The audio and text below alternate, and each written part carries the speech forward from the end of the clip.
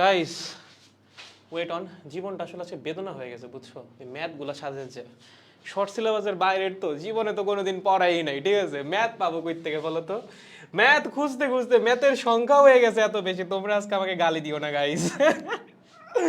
আজকে ম্যাথ হয়ে গেছে অনেকগুলো বুঝছো। আমি একটু ম্যাথের সংখ্যা দেখি, ম্যাথগুলো খুঁজতে যে জীবনটা বাইরে হয়ে গেছে। দাঁড়াও, টোটাল ম্যাথ আছে এখানে। হোমওয়ার্ক আছে যেন কয়টা? হোমওয়ার্ক আছে মনে হয় 3টা নাকি 4টা, ঠিক আছে? এগুলো আমি বাদ দিলাম, হোমওয়ার্কের কথা বাদ। হোমওয়ার্ক বাদেই ম্যাথ আছে হচ্ছে এইদিকে 18টা, ওইদিকে হোমওয়ার্ক আছে আরো 4টা, মানে 22টা ম্যাথ, ঠিক আছে? সো ম্যাথ খুঁজবো করে ম্যাথের সংখ্যা আসলে এত বেশি হয়ে গেছে, জীবনটা একটু বেদনা হয়ে গেছে। বাট ইটস ওকে গাইস, সবাইকে ক্লাসে স্বাগতম। আমরা ম্যাথ খুঁজে নিয়ে আসছি, আজকে খেলা হবে শেষ class. Okay, let's play the game. I mean চলো খেলা যাক, মানে ক্লাসটা নেওয়া যাক, চলো। ও মাই গড, কত দেরি ভাই, বিশ্বাস করি ম্যাথগুলা খুঁজতে গিয়ে জীবনটা হচ্ছে একটু বেদনা হয়ে গেছে, ঠিক আছে? প্রত্যেকটা ম্যাথ, এগুলো আমি কই পাবো? এগুলো তো ছিল না কোনোদিন, শর্ট সিলেবাসের বাইরের জিনিস, ঠিক আছে? এগুলো হচ্ছে সন্ধ্যাবেলায় ক্লাসটা শেষ করে, রিভিশন ব্যাচের ক্লাসটা শেষ করে বসছি এগুলো খুঁজতে, বসে বসে খুঁজে নিয়ে আসলাম। ওকে চলো তাহলে শুরু। আজকে জীবন যাপন মানে কি বলে, ধ্বংস করে দেওয়ার জন্য প্রস্তুত হও। আজকে খালি ম্যাথ নিয়ে খেলাধুলা হবে। আসো, আজকে কোনো দেরি নাই, ঠিক আছে? আমি জানি সব কিছু ঠিকঠাক আছে, সাউন্ড ঠিকঠাক আছে, আমি দেখতে পাচ্ছি, ভিডিও ঠিকঠাক আছে, সেটাও আমি দেখতে পাচ্ছি। Let's start the class. এটা ছিল হোমওয়ার্ক। হোমওয়ার্কে কি বলছে? আসো প্রথমে হোমওয়ার্ক দিয়ে শুরু। এটা হচ্ছে আগের ক্লাসের হোমওয়ার্ক। তোমাকে বলছে একটা এয়ার চেম্বারের ভিতরে দুইটা সোপ বাবল আছে, মানে এটা একটা সোপ বাবল, এটাও একটা সোপ বাবল। এদের ব্যাসার্ধ যথাক্রমে 2 সেন্টিমিটার এবং 4 সেন্টিমিটার। উভয় গোলকের অভ্যন্তরে উপস্থিত পরমাণুর মোল সংখ্যার অনুপাত নির্ণয় করো। আচ্ছা আমার একটা কথা বলো, এটার ভিতরে পরমাণু আছে, ঠিক আছে? আমি ধরলাম এটার ভিতরে প্রেসার আছে একটা নির্দিষ্ট ভলিউম আছে, একটা নির্দিষ্ট টেম্পারেচার আছে। আদর্শ গ্যাসের সূত্র খাটানো লাগবে। আমি ধরলাম ভিতরে প্রেসার হচ্ছে P1, ভিতরে আয়তন হচ্ছে V1 মানে গ্যাসের আয়তন, এবং টেম্পারেচার হচ্ছে T1, ঠিক আছে? সিমিলারলি ডান পাশেও এই গ্যাস বাবলের মধ্যেও কি আছে? গ্যাসের অণু আছে। সোপ বাবলের ভিতরে গ্যাসের অণু আছে, অবশ্যই গ্যাসের অণু আছে। তার ভিতরে প্রেসার হচ্ছে P2, ভলিউম হচ্ছে V2 এবং টেম্পারেচার ধরলাম আমি T2। স্ট্রোকটা একটু কমাই। যদি এইটা হয় আমাকে বলো তো, এবং মোল সংখ্যা একটা ব্যাপার আছে, ধরলাম এটার ভিতরে গ্যাসের মোল সংখ্যা হচ্ছে N1, এটার ভিতরে গ্যাসের মোল সংখ্যা হচ্ছে N2। এইটার অনুপাত বা এই রেশিওটা তোমার নির্ণয় করা লাগবে। N1 আর N2 এর অনুপাত কত? মানে এই বাবলের ভিতরে উপস্থিত গ্যাসের মোল সংখ্যা এবং এই বাবলের ভিতরে উপস্থিত গ্যাসের মোল সংখ্যার অনুপাত তোমাকে নির্ণয় করতে বলছে। লাস্ট দিনের হোমওয়ার্ক ছিল আমাদের এইটা। তাহলে আসো আমরা প্রথমে এখানে আদর্শ গ্যাসের সূত্র যদি অ্যাপ্লাই করি, কি লেখা যায়? P1 V1 is equals to N1 R T1, ঠিক আছে? PV is equals to NRT সবার জন্যই খাটে, বা সকল আদর্শ গ্যাসের সকল কন্ডিশনেই খাটে। সিমিলারলি সেকেন্ড সোপ বাবলের জন্য যদি লিখি তাহলে P2 V2 is equals to N2 R T2। ওকে, আমাকে বলো তো এই দুইটা বাবল কি সেম চেম্বারের ভিতরে রাখা না? সেম চেম্বারের ভিতরে রাখা, তাহলে অবশ্যই T1 এবং T2 এর মান কি হবে? সমান হবে, ঠিক আছে? T1 আর T2 এর মান কি হবে? সমান হবে। একই চেম্বার, একই টেম্পারেচারের মধ্যে তারা বিলং করবে। ওকে, তাহলে আমি যদি এখানে রেশিও নেই, লেখা যায় P1 V1 by P2 V2 is equals to N1 T1 by N2 T2। এখন T1 আর T2 তো সমান, তার মানে কাটাকাটি চলে যাবে। সো আলটিমেটলি লিখতে পারি আমরা N1 by N2 is equals to P1 by P2 multiplied by V1 by V2। Okay, এখন আমাকে বলো প্রেসার কত হবে? বলো বলো বলো, এইটার ভিতরে প্রেসার কত হবে বলো তো? ভাইয়া আমাকে তো এয়ার চেম্বারের প্রেসার দিয়ে দিছে 8 প্যাসকেল, তাহলে কি এখানেও চাপ 8 প্যাসকেল? না, দেখো এখানে বাইরে প্রেসার হচ্ছে 8 প্যাসকেল, ভিতরে প্রেসার কত হবে? গোলকের ভিতর কি এক্সেস প্রেসার থাকে না? তার মানে এই যে আমার প্রথম গোলকটা, ওর ভিতরের যে প্রেসার P1, বা এটাকে আমি মার্ক না করি, জাস্ট P1 লিখি, এই P1 এর মান হবে বাইরের প্রেসার প্লাস ভিতরের এক্সেস প্রেসার। ভিতরের টোটাল প্রেসার কত? বাইরের প্রেসার প্লাস হচ্ছে এক্সেস প্রেসার। এমন কিন্তু না যে ভিতরের প্রেসার শুধুমাত্র এক্সেস প্রেসার। এক্সেস প্রেসার মানে হচ্ছে বাইরের চেয়ে ভিতরে প্রেসার কতটুকু বেশি। তাহলে বাইরের প্রেসার যদি 8 প্যাসকেল হয়, ভিতরে প্রেসার যদি তার চেয়ে এক্সেস প্রেসারের সমপরিমাণ বেশি হয়, তাহলে ভিতরে টোটাল প্রেসার কত? বাইরের প্রেসার প্লাস হচ্ছে এক্সেস প্রেসার। তাহলে এই ছোট গোলকের ভিতরে প্রেসার কত হবে? 8 Pascal plus 40 divided by R1। ভাইয়া 40 কেন হইলো? Soap bubble. যদি নরমাল লিকুইড ড্রপ হইতো তাহলে 2T হইতো, ঠিক আছে? সিমিলারলি P2, এটার ভিতরে প্রেসার কত হবে? বাইরের প্রেসার 8 প্যাসকেল প্লাস হচ্ছে 40 ডিভাইডেড বাই R1। ঠিক আছে। সো এটা হচ্ছে ছোট গোলকটার ভিতরে প্রেসার, এটা হচ্ছে বড় গোলকটার ভিতরে প্রেসার। বলো ছোট গোলকটার ভলিউম কত হবে? ভাইয়া ভলিউম কেমনে বের করে? এই ভলিউম বের করা তো সহজ। V1 is equals to 4/3 pi R1 cube এবং V2 is equals to 4/3 pi R2 cube. Okay, এখন জাস্ট মানগুলো বসে দাও। তাহলে দেখো N1/N2 কত হবে? N1/N2 হবে P1/P2। P1 কত? এই যে P1 8 প্লাস 40/R1। ঠিক আছে। P2 কত হবে? P2 হচ্ছে ওই যে ওইটা 8 plus 40/R2। Okay, multiplied by V1/V2। বলো V1/V2 কত হবে? V1 হচ্ছে ওই যে 4/3 pi R1 cube divided by 4/3 pi R2 cube. একটু কাটাকাটি করো, এখানে তো কাটাকাটি যাবে না, এটাকে এভাবেই রেখে দাও, সমস্যা নাই কোনো। 8 প্লাস 40 বাই R1 এর মান কত? এই প্রথম গোলকের ব্যাসার্ধ কত? 2 সেন্টিমিটার, মানে হচ্ছে 2 × 10⁻² মিটার। সিমিলারলি দ্বিতীয় গোলকের ব্যাসার্ধ কত? 40 ডিভাইডেড বাই কত? দ্বিতীয় গোলকের ব্যাসার্ধ 4 সেন্টিমিটার, তাহলে 4 × 10⁻²। এখানে 4/3 পাই 4/3 পাই বাদ, উপরে হচ্ছে R1 নিচে আছে R2, তার মানে হচ্ছে 0.02 ডিভাইডেড বাই 0.04 তার উপর কিউব। টি এর মানও কোশ্চেনে দেওয়া আছে, পৃষ্ঠটান দেওয়া নাই, দেওয়া আছে তো এই যে 0.04। ওকে, তার মানে এখানে টি এর মান হবে 0.04, জাস্ট এটা বসাই দিলেই ম্যাথ কমপ্লিট। আচ্ছা 0.04, হ্যাঁ এটাই দেওয়া আছে। ওকে, বাকি সব মান তো দেওয়াই আছে, সব মানই দেওয়া। টি এর মানটা খালি বসাই দিবা 0.04, এখান থেকে হচ্ছে ক্যালকুলেট করবা, ক্যালকুলেটরে যেটা আসবে সেটাই হচ্ছে মূল সংখ্যার অনুপাত। বুঝতে পারছো? সো এই টাইপের ম্যাথ যদি কখনো চলে আসে যে দুইটা গোলক আছে, গোলকের ভিতর তোমার মোল সংখ্যার অনুপাত নির্ণয় করতে বলছে, সেক্ষেত্রে কেয়ারফুল। চেম্বারের ভিতরের প্রেসার কিন্তু গোলকের ভিতরের প্রেসারের সমান হবে না। গোলকের ভিতরে একটা এক্সট্রা প্রেসার আছে, যদি সেইটা একটা লিকুইড ড্রপ হয় সেক্ষেত্রে 2T/R পরিমাণ প্রেসার তোমার যোগ করা লাগবে চেম্বারের প্রেসারের সাথে। আর যদি এটা একটা সোপ বাবল হয় যেমনটা এখানে আছে, সেক্ষেত্রে 4T/R পরিমাণ প্রেসার তোমার যোগ করা লাগবে চেম্বারের প্রেসারের সাথে। তাহলে এই টাইপের ম্যাথ আসলে পারবো শিওর। হ্যাঁ, এটা কিন্তু খুবই সুন্দর একটা ম্যাথ, অ্যাডমিশনের জন্য গুরুত্বপূর্ণ, এইচএসসি পরীক্ষায় আসবেন এগুলো। ঠিক আছে, অ্যাডমিশনের জন্য গুরুত্বপূর্ণ, খুবই সুন্দর একটা ম্যাথ। তাহলে পারবো আসলে শিওর। গুড, নেক্সট আসো। এটা ছিল হোমওয়ার্ক 2। একটা কৈশিক নলের ব্যাস হচ্ছে 0.2 মিলিমিটার। আজকে কিন্তু আমরা পুরা প্রবাহী অংশের উপর ম্যাথ করব। প্রবাহী অংশের যত টপিক আছে সব টপিকের ম্যাথ আজকে নিয়ে আসছি, যাবতীয় সকল সূত্র আজকে লাগবে, সবকিছু আজকে রিভিউ করা লাগবে। চলো, একটা কৈশিক নলের ব্যাস দেওয়া আছে, একে এত পৃষ্ঠটান এবং এত কেজি ঘনত্বের পানিতে ডুবালে নলে কত উচ্চতায় পানি উঠবে? বলো কেমনে নির্ণয় করবা? খুবই সহজ। বলো বলো বলো, কি কি দেওয়া আছে? দেখো, পৃষ্ঠটান দেওয়া আছে কত পানির? পানির পৃষ্ঠটান দেওয়া আছে হচ্ছে 7.2 × 10⁻² নিউটন পার মিটার। ওকে, আর ঘনত্ব দেওয়া আছে কত? ঘনত্ব দেওয়া আছে হচ্ছে 1000 কেজি পার মিটার কিউব। আচ্ছা শুনো, কখনো যদি পানির উচ্চতা নির্ণয় করতে বলে সেক্ষেত্রে ফর্মুলা খুব straightforward, H is equals to 2T divided by R rho g. এটা কার জন্য? এইটা হচ্ছে পানির জন্য। ঠিক আছে, এটা হচ্ছে ফর ওয়াটার। ওকে, আর যদি পানি বাদে অন্য কোনো লিকুইড হয় সেক্ষেত্রে আসবে হচ্ছে 2T cos θ divided by R rho G. Okay, so পানির জন্য direct H is equals to 2T divided by R rho g, এর জন্য ভুল না হয়। ওকে, তাহলে আসেন পানির জন্য আমরা যদি ফর্মুলা অ্যাপ্লাই করি, H is equals two 2 × T। পানির পৃষ্ঠটান কত? কোশ্চেনে দেওয়া আছে 7.2 × 10⁻²। ওকে, ডিভাইডেড বাই R এর মান কত? ব্যাসার্ধ কত বলো তো? ব্যাস দেওয়া আছে কৈশিক নলের, ব্যাসার্ধ কত হবে? এটার অর্ধেক 0.1 মিলিমিটার, মানে হচ্ছে 10⁻⁴। রো দেওয়া আছে 1000, জি এর মান দেওয়া আছে 9.8, ক্যালকুলেট করবা এত মিটার। শেষ। সো পানির জন্য simply 2T divided by R rho G. Okay, এগুলা হচ্ছে এইচএসসির জন্য গুরুত্বপূর্ণ। এইচএসসি পরীক্ষায় এইসব প্রশ্ন চলে আসে, পারবো শিওর। যদি পানি না থেকে অন্য লিকুইড হইতো, এখানে 2T cos θ আসতো, θ হইতো হচ্ছে স্পর্শকোণের মান, সেটা কোশ্চেনে দেওয়া থাকতো। ওকে, পানি থাকলে simply 2T divided by R rho g. যদি পানির কথা বলা থাকে, স্পর্শকোণের কথা চিন্তাও করার দরকার নাই, কোশ্চেনে স্পর্শকোণ দেওয়াও থাকবে না। সো পানি থাকলে just 2T by R rho G. Okay, good. আসো নেক্সট কি বলছে? একটা কৈশিক নলের মধ্যে বিশুদ্ধ পানি 7.5 সেন্টিমিটার উপরে উঠলো, পানির পৃষ্ঠটান এত, পানির ঘনত্ব এত, কৈশিক নলের ব্যাসার্ধ নির্ণয় করো। এটা কি কঠিন ম্যাথ নাকি সেম ম্যাথ? সেম ম্যাথ ভাই। ফর্মুলা কি বলো? পানির উচ্চতা বা উপরে ওঠা পানির হাইট ইজ ইকুয়ালস টু, পানি হইলে 2T divided by R rho g. কি নির্ণয় করতে বলছে? ব্যাসার্ধ। তাহলে ব্যাসার্ধের ফর্মুলা কি হবে? R is equals to 2T divided by H rho G. KG, শেষ। জাস্ট মান বসাই দাও, 2 ইন্টু পৃষ্ঠটান কত পানির 7.2, আচ্ছা এখানে 7.5 দেওয়া আছে, তাহলে 7.5 ইন্টু 10⁻²। এইচ কত, পানি কতটুকু উপর উঠছে স্তম্ভের মধ্যে, 7.5 সেন্টিমিটার, সেটাই আমার এইচ এর মান। তাহলে 0.075, রোর মান হচ্ছে 1000, পানির ঘনত্ব, জি এর মান কি কুইশনে দিছে 10।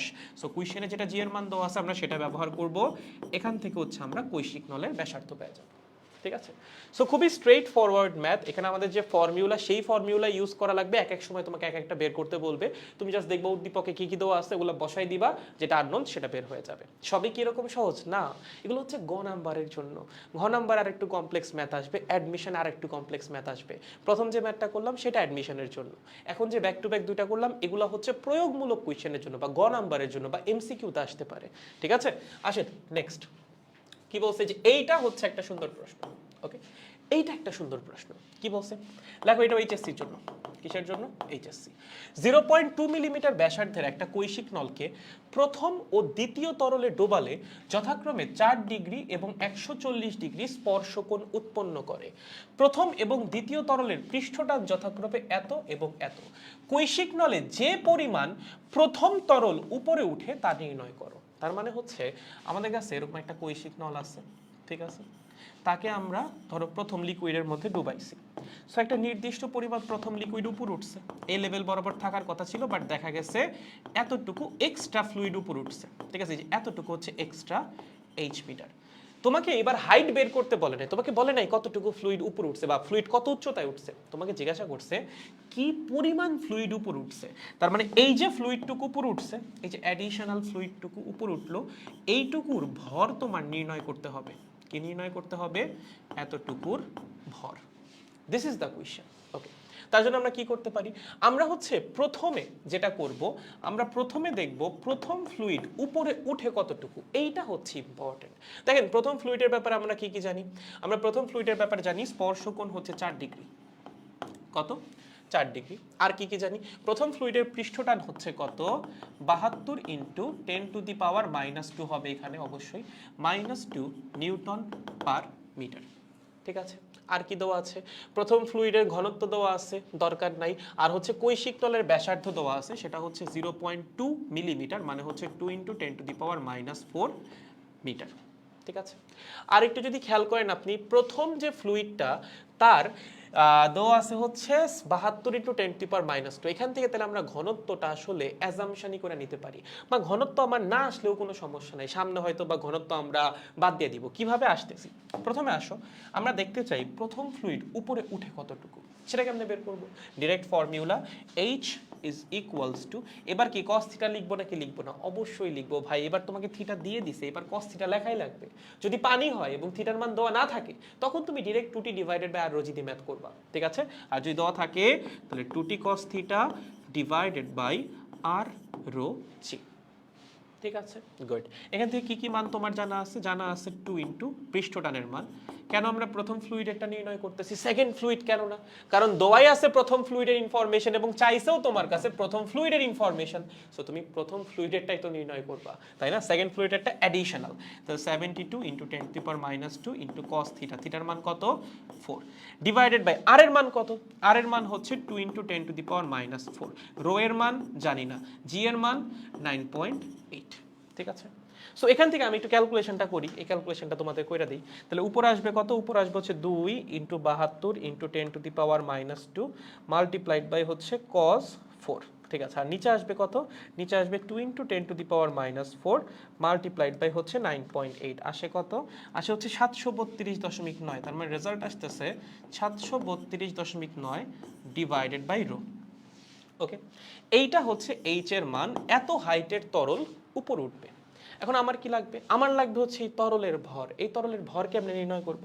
আচ্ছা আমাকে বলো তো, এই উপরে ওঠা তরলের আয়তন তুমি নির্ণয় করতে পারবা, কেমনে নির্ণয় করা যাইতে পারে ভাইয়া, দেখো কৈশিক নলের শেপটা কিরকম, সিলিন্ড্রিক্যাল, এরকম একটা সিলিন্ড্রিক্যাল শেপের হাইট যদি হয় h মিটার, ব্যাসার্ধ যদি হয় r মিটার, তাইলে তার আয়তন কত হবে, তার আয়তন হবে πr²h। তার মানে এই যে তরলের স্তম্ভটা, যতটুকু তরল উপরে উঠলো তার ভলিউম হচ্ছে πr²h, এতটুকু তরলের ভলিউম।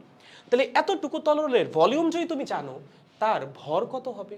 তার ভর হবে হচ্ছে m is equals to rho into V. Okay, so আমাদের এইচ মিটার তরল উপরে উঠছে, তার আয়তন হচ্ছে পাই আর স্কোয়ার এইচ। আয়তনের ফর্মুলা কেন এটা ইউজ করলাম? কারণ কৈশিক নল হয় সিলিন্ড্রিক্যাল শেপে, সো কৈশিক নলের ভিতরে যে তরল থাকবে তার শেপও হবে সিলিন্ড্রিক্যাল, সো আয়তন হবে হচ্ছে pi R square H. So আমরা যদি এখান থেকে বসাই দেই, তাহলে rho multiplied by pi R square H. ঠিক আছে, এইটা হচ্ছে আমাদের তরলের ভর। এবার দেখো এইচ এর মান তুমি বের করে রাখছো, সেই মানটা বসায় দাও, তাহলে রো ইন্টু পাই আর স্কোয়ার এইচ এর মান হচ্ছে 732.9 ডিভাইডেড বাই রো। দেখো তো রো রো কাটাকাটি চলে যাচ্ছে না, রো রো কাটা বাদ বাদ থাকতেছে কি, এটা হচ্ছে আমি একটু এখানে দাগ দিয়ে দিই তাহলে তোমাদের জন্য বুঝতে সুবিধা হবে। থাকতেছে হচ্ছে পাই আর স্কোয়ার ইন্টু 732.9। এখানে আরটা কি? আর হচ্ছে সিলিন্ডারের ব্যাসার্ধ। কোন সিলিন্ডার? কৈশিক নল। কৈশিক নলের ব্যাসার্ধ দেওয়া আছে না, ইউজ করো তাইলেই তো হয়ে যায়। পায়ের মান হচ্ছে 3.14, কৈশিক নলের ব্যাসার্ধ হচ্ছে 0.2 মিলিমিটার, মানে 2 × 10⁻⁴, তার উপর স্কোয়ার ইন্টু 732.9। সো এখান থেকে ক্যালকুলেট করলেই তুমি পেয়ে যাবা তোমার কত ভরের তরল উপরে উঠছে। ঠিক আছে, একদম সহজ। দেখো তো এই চারটা ম্যাথ ক্লিয়ার কিনা? এই চারটাই আমাদের হোমওয়ার্ক ছিল। চারটা ম্যাথ কি আপনাদের কাছে ক্লিয়ার কিনা? আপনার কাছে হাইট জিজ্ঞাসা করতে পারে কতটুকু উপর উঠবে, কৈশিক নলের ব্যাসার্ধ জিজ্ঞাসা করতে পারে হাইট দিয়ে, অথবা আপনার কাছে ভর জিজ্ঞাসা করতে পারে যে কত ভরের তরল উপর উঠবে। ঠিক আছে, যদি ভর জিজ্ঞাসা করে প্রথমে হাইট বের করবা, হাইট থেকে ভলিউম বের করবা, ভলিউমকে ঘনত্ব দিয়ে গুণ করলেই হচ্ছে অটোমেটিক্যালি ভর বের হয়ে যাবে।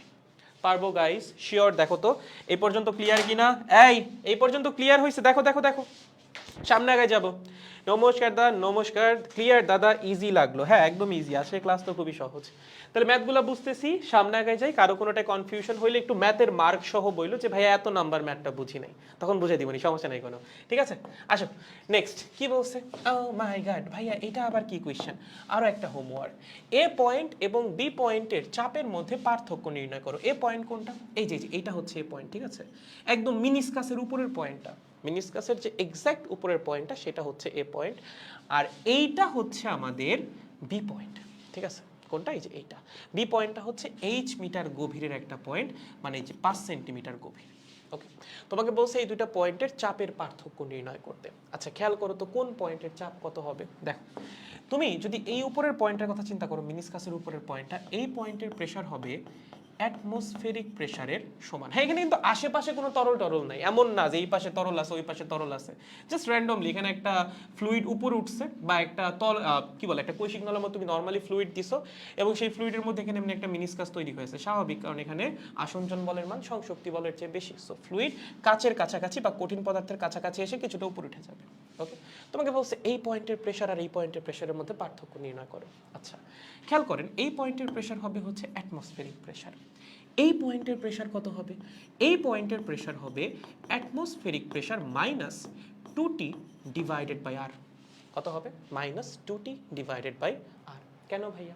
দেখো এটা একটা গোলক না, বা একটা গোলকের অংশ না। যদি হয় তার ভিতরে থাকবে এক্সট্রা প্রেসার, বাইরে থাকবে কি? কম প্রেসার। বাইরের প্রেসার ভিতরের প্রেসারের চেয়ে কতটুকু কম হবে? যেহেতু এটা একটা লিকুইড ড্রপ, অবশ্যই বাইরের প্রেসার হবে ভিতরের প্রেসারের চেয়ে 2T বাই আর পরিমাণ কম। সো বাইরের প্রেসার যদি অ্যাটমসফেরিক প্রেসার হয়, ভিতরের প্রেসার হবে atmospheric pressure minus 2T by R. ঠিক আছে, গুড। তাহলে এই পয়েন্টের প্রেসার কত হবে? দেখো তোমার ফ্লুইডের উপরের পয়েন্টের প্রেসার হচ্ছে PATM মাইনাস 2T বাই আর। তুমি যখন আরও এইচ মিটার নিচে নামবা, এই এইচ মিটার লিকুইডের বা ফ্লুইডের এক এক্সট্রা প্রেসার অ্যাড হবে না? হবে। তাহলে আলটিমেটলি বি পয়েন্টের টোটাল প্রেসার হবে এই পয়েন্টের প্রেসার, মানে PATM minus 2T by R plus H rho g. এইটা হবে হচ্ছে বি পয়েন্টের প্রেসার। বুঝছো, অ্যানালাইসিসটা প্রপার হওয়া লাগবে। তাহলে বি পয়েন্টের প্রেসার কত লেখো? বি পয়েন্টের প্রেসার হচ্ছে এ পয়েন্টের প্রেসার মাইনাস, এ পয়েন্টের প্রেসারটাই অ্যাটমসফেরিক প্রেসার, মাইনাস হচ্ছে 2T বাই আর, প্লাস হচ্ছে কত? প্লাস হচ্ছে এইচ রো জি। তাহলে এই দুইটা পয়েন্টের চাপের পার্থক্য কত হবে? এ পয়েন্টের চাপ আর বি পয়েন্টের চাপের পার্থক্য PA মাইনাস PB হবে হচ্ছে 2T by R minus H rho g. ঠিক আছে, দেখো সব মানই তোমাকে দিয়ে দিছে। এখন তোমাকে বলেই দিছে হচ্ছে যে কৈশিক নলের ব্যাসার্ধ দেওয়া আছে, পানির পৃষ্ঠটান দেওয়া আছে, আচ্ছা এটা তাহলে পানির জন্য, আর হচ্ছে পানির ঘনত্ব দেওয়া আছে। ঠিক আছে, তাহলে 2t পাই আর আছে। দেখো এখানে কি তোমাকে স্পর্শকোণের ব্যাপারে কিছু বলে দিছে? কিছু বলে দেয়। যদি কোনো কিছু উল্লেখ করা নাই থাকে, স্পর্শকোণ রিলেটেড বা রিলেটেড, সেক্ষেত্রে হচ্ছে আমরা ধরেই নিব এই যে গোলকটা তার যে ব্যাসার্ধ আর কৈশিক নলের ব্যাসার্ধ সমান। খেয়াল করে দেখো এখানে কিন্তু এই যে আর যেটা 2t বাই আর, এই আরটা কার ব্যাসার্ধ? আর হচ্ছে এই গোলকের ব্যাসার্ধ। সো তোমাকে যদি গোলকের ব্যাসার্ধ থেকে কৈশিক নলের ব্যাসার্ধ বের করার কোনো উপায় দেওয়া থাকে বা কোনো ইনফরমেশন দেওয়া থাকে, সেক্ষেত্রে তুমি প্রথমে কৈশিক নলের ব্যাসার্ধ থেকে গোলকের ব্যাসার্ধ বের করবা। সেটা কেমনে বের করবা সেটা বের করা আমরা শিখছি। সেটা হচ্ছে গোলকের ব্যাসার্ধ divided by cos theta, sorry গোলকের ব্যাসার্ধ মাল্টিপ্লাইড বাই কস থিটা, দুঃখিত, গোলকের ব্যাসার্ধ মাল্টিপ্লাইড বাই কস থিটা হয় হচ্ছে কৈশিক নলের ব্যাসার্ধের সমান।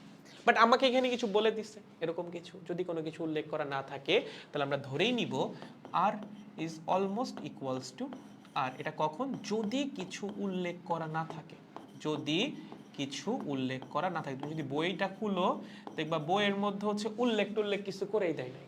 যদি না দেয় তাহলে গোলকের ব্যাসার্ধ যা কৈশিক নলের ব্যাসার্ধ তাই ধরে আমরা ম্যাথ করে দিব। ঠিক আছে, যদি কিছু উল্লেখ করা না থাকে, ঠিক আছে, ইন কেস কোনো কিছু মেনশন করে দেয় নাই, সেক্ষেত্রে আমাদের পৃষ্ঠটান দেওয়া আছে, আমরা জাস্ট মানগুলা বসাই দেই।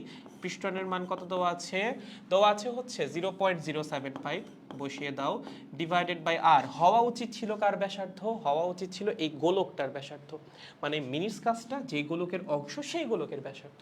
বাট সেটা বের করার কোনো ওয়ে আমার কোয়েশ্চেনে দিয়ে দেয় নাই। যদি না দিয়ে দেয় তাহলে গোলকের ব্যাসার্ধ আর কৈশিক নলের ব্যাসার্ধ সমান ধরেই আমরা ম্যাথ করব, কিচ্ছু করার নাই। তাহলে বলেন কৌশিক নলের ব্যাসার্ধ কত দেওয়া? 0.5 মিলিমিটার, মানে 5 × 10⁻⁻⁴। আর এখানে এইচ রোজি, এইচ এর মান হচ্ছে 5 × 10⁻²। রো কত আমাদের বলে দিয়েছে, ঘনত্ব হচ্ছে 1000, ওকে, আর জি এর মান হচ্ছে 9.8। ঠিক আছে, সো এখান থেকে আপনার প্রেসার ডিফারেন্স বের হয়ে যাবে এত প্যাসকেল। এটা বেশিও হইতে পারে, কমও হইতে পারে। যদি এমন হয় যে না প্রেসার বেশি, মানে পজিটিভ হইতে পারে, নেগেটিভ হইতে পারে। যদি পজিটিভ আসে তাহলে এ পয়েন্টের প্রেসার বেশি, বি পয়েন্টের প্রেসার কম। যদি নেগেটিভ আসে তাহলে বি পয়েন্টের প্রেসার বেশি, এ পয়েন্টের প্রেসার কম। ঠিক আছে, আবারও বলতেছি এখানে যে আমরা ম্যাথটা সলভ করলাম, এই যে আর এর মানটা বসাইলাম, এটা কিন্তু প্রপার ভ্যালু না। এই আর এর মান হওয়া উচিত ছিল হচ্ছে গোলকের ব্যাসার্ধ, বাট সেটা বের করার কোনো উপায় কোয়েশ্চেনে দেওয়া নাই, এবং তোমাদের বই এই টাইপের কোয়েশ্চেনই দেওয়া। সো যেহেতু কোনো উপায় নাই, আমাদের আলটিমেটলি কৈশিক নলের ব্যাসার্ধ ধরেই ম্যাথটা করা লাগবে। ঠিক আছে, পারবো? শিওর?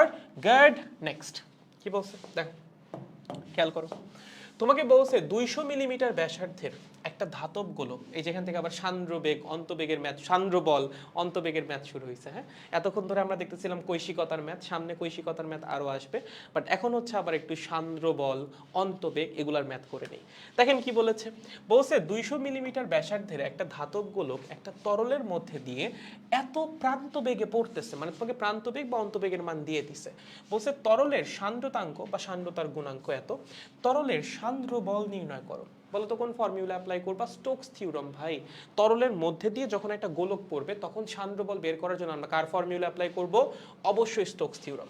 বলো স্টোকস থিওরাম কি বলে? স্টোকস থিওরাম বলে সান্দ্র বল বা viscous force is equals two 6πr eta V.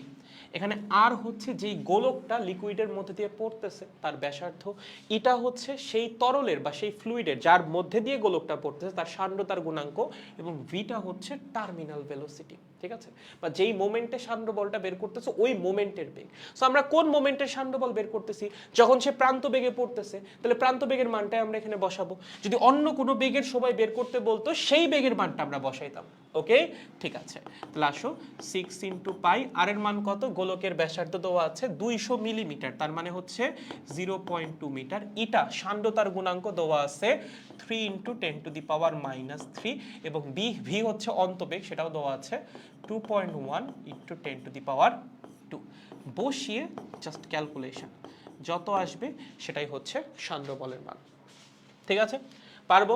Just ফর্মুলাটা সিলেক্ট করা লাগবে। একটা ফ্লুইডের মধ্যে দিয়ে যখন কোনো একটা গোলক পড়বে তখন আমরা শাণ্ড বল বের করব স্টোকস থিওরাম দিয়ে। যখন একটা ফ্লুইডের উপর দিয়ে কোনো বস্তু মুভ করবে তখন আমরা শাণ্ড বল বের করব নিউটনের থিওরামটা দিয়ে, যে ইটা এ ইন্টু ডিভি বাই ডিওয়াই। ওইটা কখন? যখন লিকুইড সারফেসের উপর দিয়ে কোনো বস্তু মুভ করবে। আর এটা কখন? যখন লিকুইডের ভিতর দিয়ে একটা গোলক মুভ করবে তখন।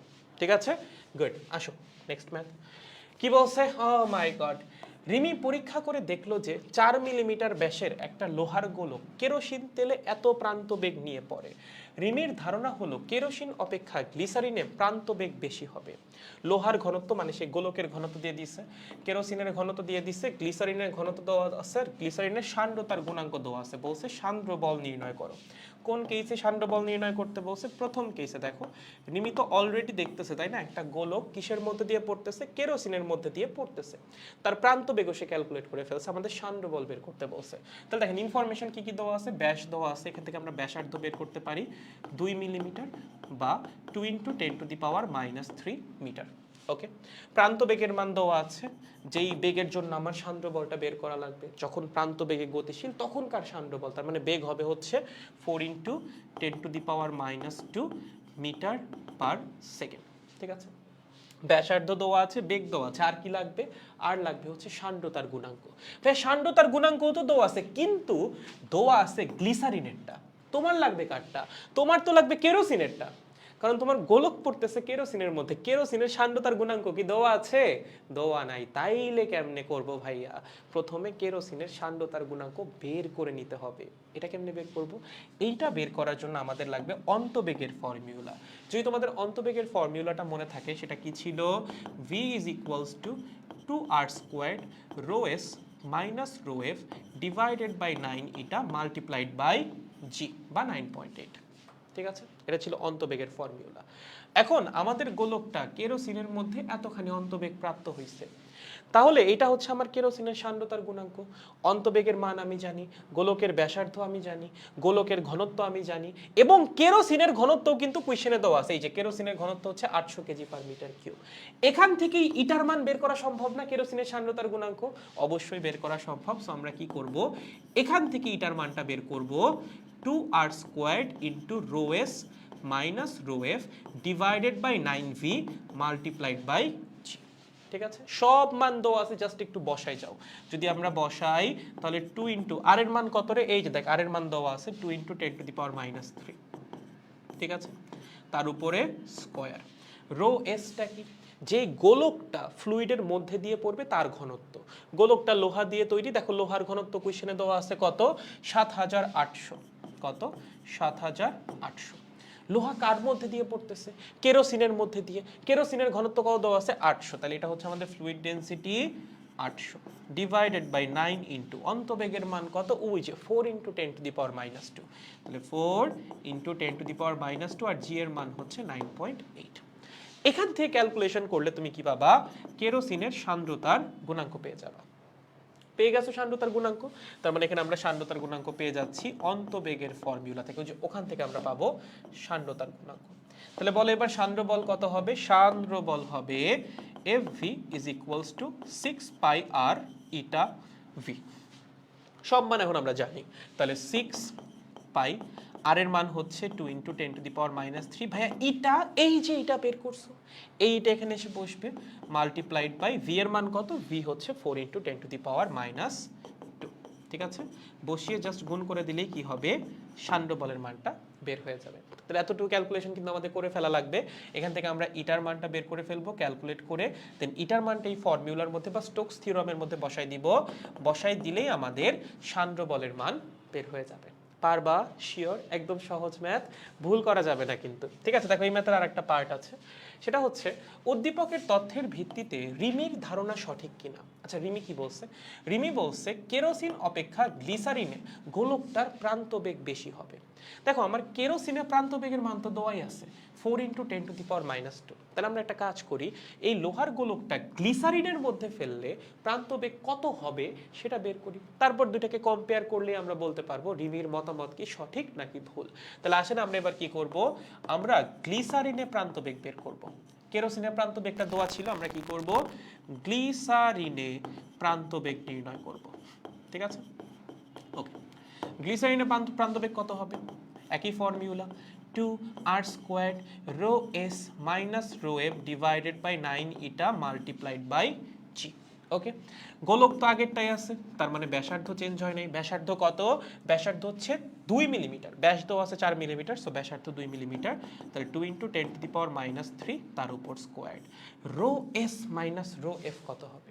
দেখো তুমি সেই লোহার গোলকটাকেই ফেলতেছো, তার মানে গোলকের ঘনত্ব বা সলিডের ঘনত্ব হবে হচ্ছে লোহার ঘনত্বের সমান ৭৮০০। ভাইয়া রো এফ কি 800 হবে? না, ফ্লুইড চেঞ্জ হয়ে গেছে না। আগের বার তুমি ফেলতেছিলে কেরোসিনের মধ্যে, এইবার ফেলতেছো গ্লিসারিনের মধ্যে, তাহলে গ্লিসারিনের ঘনত্ব কত? 1250। এইবার ফ্লুইড ডেনসিটি হবে 1250। ঠিক আছে, ডিভাইডেড বাই 9 × ইটা। ভাইয়া ইটা কই পাবো? ইটা তো দেওয়া আছে, এইবার তোমার কাছে কেরোসিনের ইটা দেওয়া ছিল না, বাট গ্লিসারিনের সান্দ্রতার গুণাঙ্ক তো দেওয়া আছে 1.6, সো আমরা এটা ইউজ করে দিব। 9 × 1.6, সাইডে আছে গ্র্যাভিটি 9.8। ঠিক আছে, জাস্ট ক্যালকুলেশন করলেই আপনি গ্লিসারিনের মধ্যে প্রান্তবেগটা পেয়ে যাবেন। তাহলে আপনি যদি দেখেন গ্লিসারিনের প্রান্তবেগ আসছে এইটার চেয়ে বেশি, তাহলে আপনি কি বলবেন? রিমির মতামত সঠিক ছিল। আর যদি হয় যে না, গ্লিসারিনের প্রান্তবেগ আসছে কম, তার মানে রিমির মতামত সেক্ষেত্রে সঠিক ছিল না। রিমি বলছে কেরোসিন অপেক্ষা গ্লিসারিনে গোলকটার প্রান্তবেগ বেশি আসা উচিত। যদি রিমির মতামত সঠিক হয় বা যদি এমন আসে যে গ্লিসারিনের প্রান্তবেগটা আসলেই বেশি আসতেছে, তখন লিখবা রিমির মতামত সঠিক। আর যদি দেখো যে না, গ্লিসারিনের প্রান্তবেগ আসছে কেরোসিনের চেয়ে কম, তখন বলবা যে না, রিমি যে মতামতটা দিছে সেটা সম্পূর্ণরূপে ভুল। ঠিক আছে, সো জাস্ট ক্যালকুলেশন করে প্রান্তবেগের মানটা বের করে এটার সাথে কম্পেয়ার করলেই কাজ শেষ। এগুলো কিন্তু সিকিউ এর জন্য খুবই ইম্পর্টেন্ট। হ্যাঁ, এগুলা হচ্ছে বোর্ড সিকিউ এর জন্য খুবই গুরুত্বপূর্ণ প্রশ্ন এখন যেগুলো করাচ্ছি। ওকে, আসো নেক্সট। এটাও কিসের জন্য? HSC CQ. প্রত্যেকটা ম্যাথের মধ্যে আবার 2টা করে ম্যাথ, এমনি ম্যাথ হচ্ছে 20টা নাকি 22টা, আবার প্রত্যেকটার মধ্যে 2টা করে ম্যাথ। জীবনটা আসলে বেদনা। আচ্ছা দেখো কি বলছে, তমালিকা ভিন্ন, সব কি নারীদের নাম কেন, পুরুষ জাতিকে হারাই গেল নাকি? যাই হোক, তমালিকা ভিন্ন ব্যাচের একই পদার্থের 2টা ধাতব গোলক তারপিন তেলের মধ্যে ছেড়ে দিয়ে প্রান্তিক বেগে তারপিন তেলের তলায় গিয়ে পড়ছে। আচ্ছা, একই পদার্থ দিয়ে তৈরি 2টা ভিন্ন ব্যাসার্ধের গোলক নেওয়া হয়েছে, নিয়ে হচ্ছে একই মেটেরিয়াল বা তারপিন তেলের মধ্যে ছাড়া হয়েছে। মানে ব্যাপারটা হচ্ছে এরকম, এই একটা বিকার আছে, বিকারের মধ্যে আছে হচ্ছে তারপিন তেল। কি? তারপিন তেল। আমরা 2টা ভিন্ন ব্যাসার্ধের গোলক নিছি, একই মেটেরিয়াল দিয়ে তৈরি, এখানে একটা, এখানে আরেকটা, 2টাকেই ছেড়ে দিছি, 2টাই নিচে গিয়ে পড়ছে। ঠিক আছে, ওকে। এবার তোমাকে বলছে বড় যে গোলকটা আছে, যেটা বড় গোলক, তার প্রান্তিক বেগে সে 3 সেকেন্ডে 21 সেন্টিমিটার পথ অতিক্রম করছে। তার মানে যে বড় গোলকটা আছে সে প্রান্তিক বেগে কি করছে? 3 সেকেন্ডে, t = 3 সেকেন্ডে দূরত্ব অতিক্রম করছে 21 সেন্টিমিটার। ঠিক আছে, তোমাকে জিজ্ঞাসা করছে ধাতব পদার্থের ঘনত্ব হচ্ছে এত, তেলের ঘনত্ব এত, বড় গোলকের ব্যাসও দেওয়া আছে, তারপিন তেলের সান্দ্রতার গুণাঙ্কও দেওয়া আছে। প্রশ্ন করছে প্রান্তিক বেগের সময় বড় গোলকটার উপর প্রযুক্ত সান্দ্র বলের মান নির্ণয় করো। তাহলে দেখো তো, বড় গোলকের ব্যাপারে আমরা কি কি জানি? প্রথমত আমরা বড় গোলকের ব্যাস জানি 6 সেন্টিমিটার, তার মানে বড় গোলকের ব্যাসার্ধ হবে হচ্ছে 3 সেন্টিমিটার। হ্যাঁ, কেন আমি ব্যাসার্ধ নিতেছি? কারণ তোমাকে সান্দ্র বল বের করতে বলছে। একটা গোলক যখন ফ্লুইডের মধ্যে দিয়ে নিচে পড়ে, সান্দ্র বল কেমনে বের করে? Stokes theorem. স্টোকস থিওরামের মাধ্যমে সান্দ্র বল বের করার জন্য তোমার 3টি ইনফরমেশন দরকার। একটা হচ্ছে গোলকের বেগ, আরেকটা হচ্ছে গোলকের ব্যাসার্ধ, আরেকটা হচ্ছে যেই ফ্লুইডের মধ্যে দিয়ে গোলকটা পড়তেছে তার সান্দ্রতার গুণাঙ্ক। সবই কোশ্চেনে দেওয়া আছে। প্রথমত গোলকের ব্যাসার্ধ হচ্ছে 3 সেন্টিমিটার, ব্যাস দেওয়া আছে যেহেতু 6, 3 সেন্টিমিটার মানে হচ্ছে 3 × 10⁻² মিটার। ওকে, গোলকটা যে ফ্লুইডের মধ্যে পড়তেছে তার সান্দ্রতার গুণাঙ্ক কত সেটা কি দেওয়া আছে? দেওয়া আছে, এই যে সান্দ্রতাঙ্ক হচ্ছে 1.5 × 10⁻²। ওকে, এটা হচ্ছে ফ্লুইডটার সান্দ্রতার গুণাঙ্ক। আর কি লাগবে ভাইয়া? দেখো, সান্দ্র বলের ফর্মুলা হচ্ছে Fv = 6πr ইটা v। বেগের মানটা লাগবে। কোন বেগ? তোমাকে যেই মোমেন্টে শান্ডবল বের করতে বলছে সেই মোমেন্টের বেগ। তোমাকে বলছে প্রান্তিক বেগের সময় বড় গোলকটার উপর প্রযুক্ত শান্ডবল নির্ণয় করো। তার মানে বড় গোলকটা যখন অন্তবেগে গতিশীল ছিল বা টার্মিনাল ভেলোসিটিতে গতিশীল ছিল ওই টাইমের শান্ডবল বের করতে বলছে। তাহলে বেগ হিসাবে কি বসবে? বড় গোলকের অন্তবেগ। সেটা কেমনে বের করব? দেখো একটা ইনফরমেশন দেওয়া আছে, বড় গোলকটা যখন অন্তবেগে গতিশীল ছিল তখন 3 সেকেন্ডে 21 সেন্টিমিটার দূরত্ব অতিক্রম করে। আচ্ছা, অন্তবেগটা কেমন বেগ? ধ্রুব বেগ। বস্তু যখন ধ্রুব বেগে গতিশীল হয় তখন বস্তুর বেগ এবং সরণের মধ্যে সম্পর্ক কি? s is equals to v multiplied by t। এটা কি সমবেগে গতিশীল বস্তুর সরণের ফর্মুলা। তাহলে বলেন বেগ কত হবে? বেগ হবে সরণ ডিভাইডেড বাই সময়। তার সরণ কতটুকু? 21 সেন্টিমিটার। সময় লাগছে কতটুকু? 3 সেকেন্ড। তার মানে বেগ হবে 7 সেন্টিমিটার পার সেকেন্ড বা 0.07 মিটার পার সেকেন্ড। ঠিক আছে, এইটা হচ্ছে অন্তবেগের মান। এখন জাস্ট বসাই দাও তাইলেই হয়ে যাবে। তাহলে 6 ইন্টু পাই, আর এর মান কত? 3 into 10 to the power minus 2। ওকে, ইটার মান কত? ইটার মান হচ্ছে 1.5 into 10 to the power minus 2। V এর মান কত? ভি এর মান হচ্ছে 0.07 মিটার পার সেকেন্ড। ক্যালকুলেট করেন এত নিউটন। সলভড। ঠিক আছে, এটা হচ্ছে শান্ডবলের মান। বুঝে গেছি, সহজ একদম। গুড। তাহলে আসো এই ম্যাথের সেকেন্ড পার্ট করে ফেলি। এটা হচ্ছে 1 নাম্বার ম্যাথ, এটা গেল। সেকেন্ড ম্যাথে কি বলছে? ছোট গোলকটার ব্যাসার্ধ 2 সেন্টিমিটার হলে কোন গোলকটা আগে নিচে পতিত হবে? গাণিতিক বিশ্লেষণের মাধ্যমে দেখাও। কেমনে করবা বলো তো? দেখো, তুমি বড় গোলকের প্রান্তিক বেগ পেয়ে গেছো, তাই না? তার প্রান্তিক বেগ হচ্ছে 7 সেন্টিমিটার পার সেকেন্ড এবং বড় গোলকটা কিন্তু সেই প্রান্ত বেগেই গতিশীল হবে। ছোট গোলকের প্রান্ত বেগটা বের করে ফেলো। যদি ছোট গোলকের প্রান্ত বেগ বড় গোলকের চেয়ে বেশি আসে তার মানে তার ধ্রুব বেগের মান বেশি। ধরো তোমার কাছে দুটো বস্তু আছে, ঠিক আছে? এই এই ওর বেগ হচ্ছে 10 মিটার পার সেকেন্ড ধ্রুব বেগ এবং ওর বেগ হচ্ছে 4 মিটার পার সেকেন্ড ধ্রুব বেগ। আমি বললাম এইটা হচ্ছে ওদের ডেস্টিনেশন। ডেস্টিনেশনে কে আগে যাবে? যার বেগের মান বেশি সে আগে যাবে। এখানে তো ত্বরণ ঘটার কোনো কাহিনী নাই, সবাই তো ধ্রুব বেগ মেনটেন করেই যাচ্ছে, তাই না? সো যার বেগ যত বেশি সে তত দ্রুত ডেস্টিনেশনে গিয়ে পৌঁছাবে। তাহলে আমরা বড় গোলকের প্রান্তিক বেগ অলরেডি জানি, এবার ছোট গোলকের প্রান্ত বেগটা বের করে ফেলি। যদি ছোট গোলকের প্রান্ত বেগ বড় গোলকের চেয়ে বেশি আসে তাহলে ছোট গোলক আগে যেয়ে পৌঁছাবে, আর যদি বড় গোলকেরটা বড় হয় তাহলে বড় গোলক আগে যেয়ে পৌঁছাবে। ঠিক আছে, তাহলে আসো একদম সহজ। আমাদের বড় গোলকের প্রান্ত বেগ জানা আছে, বের করতে হবে হচ্ছে ছোট গোলকের প্রান্ত বেগ। কেমনে বের করা যাইতে পারে? দেখো, ছোট গোলকের ব্যাসার্ধ দেওয়া আছে কত? 2 সেন্টিমিটার বা 2 into 10 to the power minus 2 metre. ঠিক আছে, ছোট গোলকের আর কি দেওয়া আছে? ছোট গোলকের কি ঘনত্ব দেওয়া আছে? গোলকের ঘনত্ব, যে ধাতব পদার্থের ঘনত্ব দেওয়া আছে হচ্ছে 4 into 10 to the power 3 KG per metre cube. তেলের ঘনত্ব দেওয়া আছে, তেলের ঘনত্ব মানে হচ্ছে ফ্লুইড ডেন্সিটি, সেটা দেওয়া আছে 8.9 into 10 to the power 2 KG per metre cube. ঠিক আছে, আর কিছু লাগতেছে, সান্দ্রতার গুণাঙ্কটা লাগতেছে, সেটাও দেওয়া আছে কত? ইটা is equals two 1.5 into 10 to the power minus 2 Pascal second. তাহলে দেখেন আমাদের লাগবে কি? আমাদের লাগবে হচ্ছে ছোট গোলকের অন্তবেগ বা টার্মিনাল ভেলোসিটি। ভাইয়া টার্মিনাল ভেলোসিটি বের করার ফর্মুলা কি মুখস্থ হয়ে গেছে? Rho S minus rho F divided by 9 eta multiplied by g. সহজ ফর্মুলা, জাস্ট মান বসাও ভাই। এখানে আসবে কত? 2 ইন্টু আর এর মান কত? 2 সেন্টিমিটার, মানে 2 into 10 to the power minus 2 তার উপর squared rho S minus rho F. Rho S কি? ছোট গোলকের উপাদানের ঘনত্ব, সেটা দেওয়া আছে কত? টাটা 4000। কত? 4000 মাইনাস ফ্লুইড ডেন্সিটি, মানে গোলকটা যেই ফ্লুইডের মধ্যে দিয়ে পড়ছে তার ডেন্সিটি, সেটা দেওয়া আছে 890।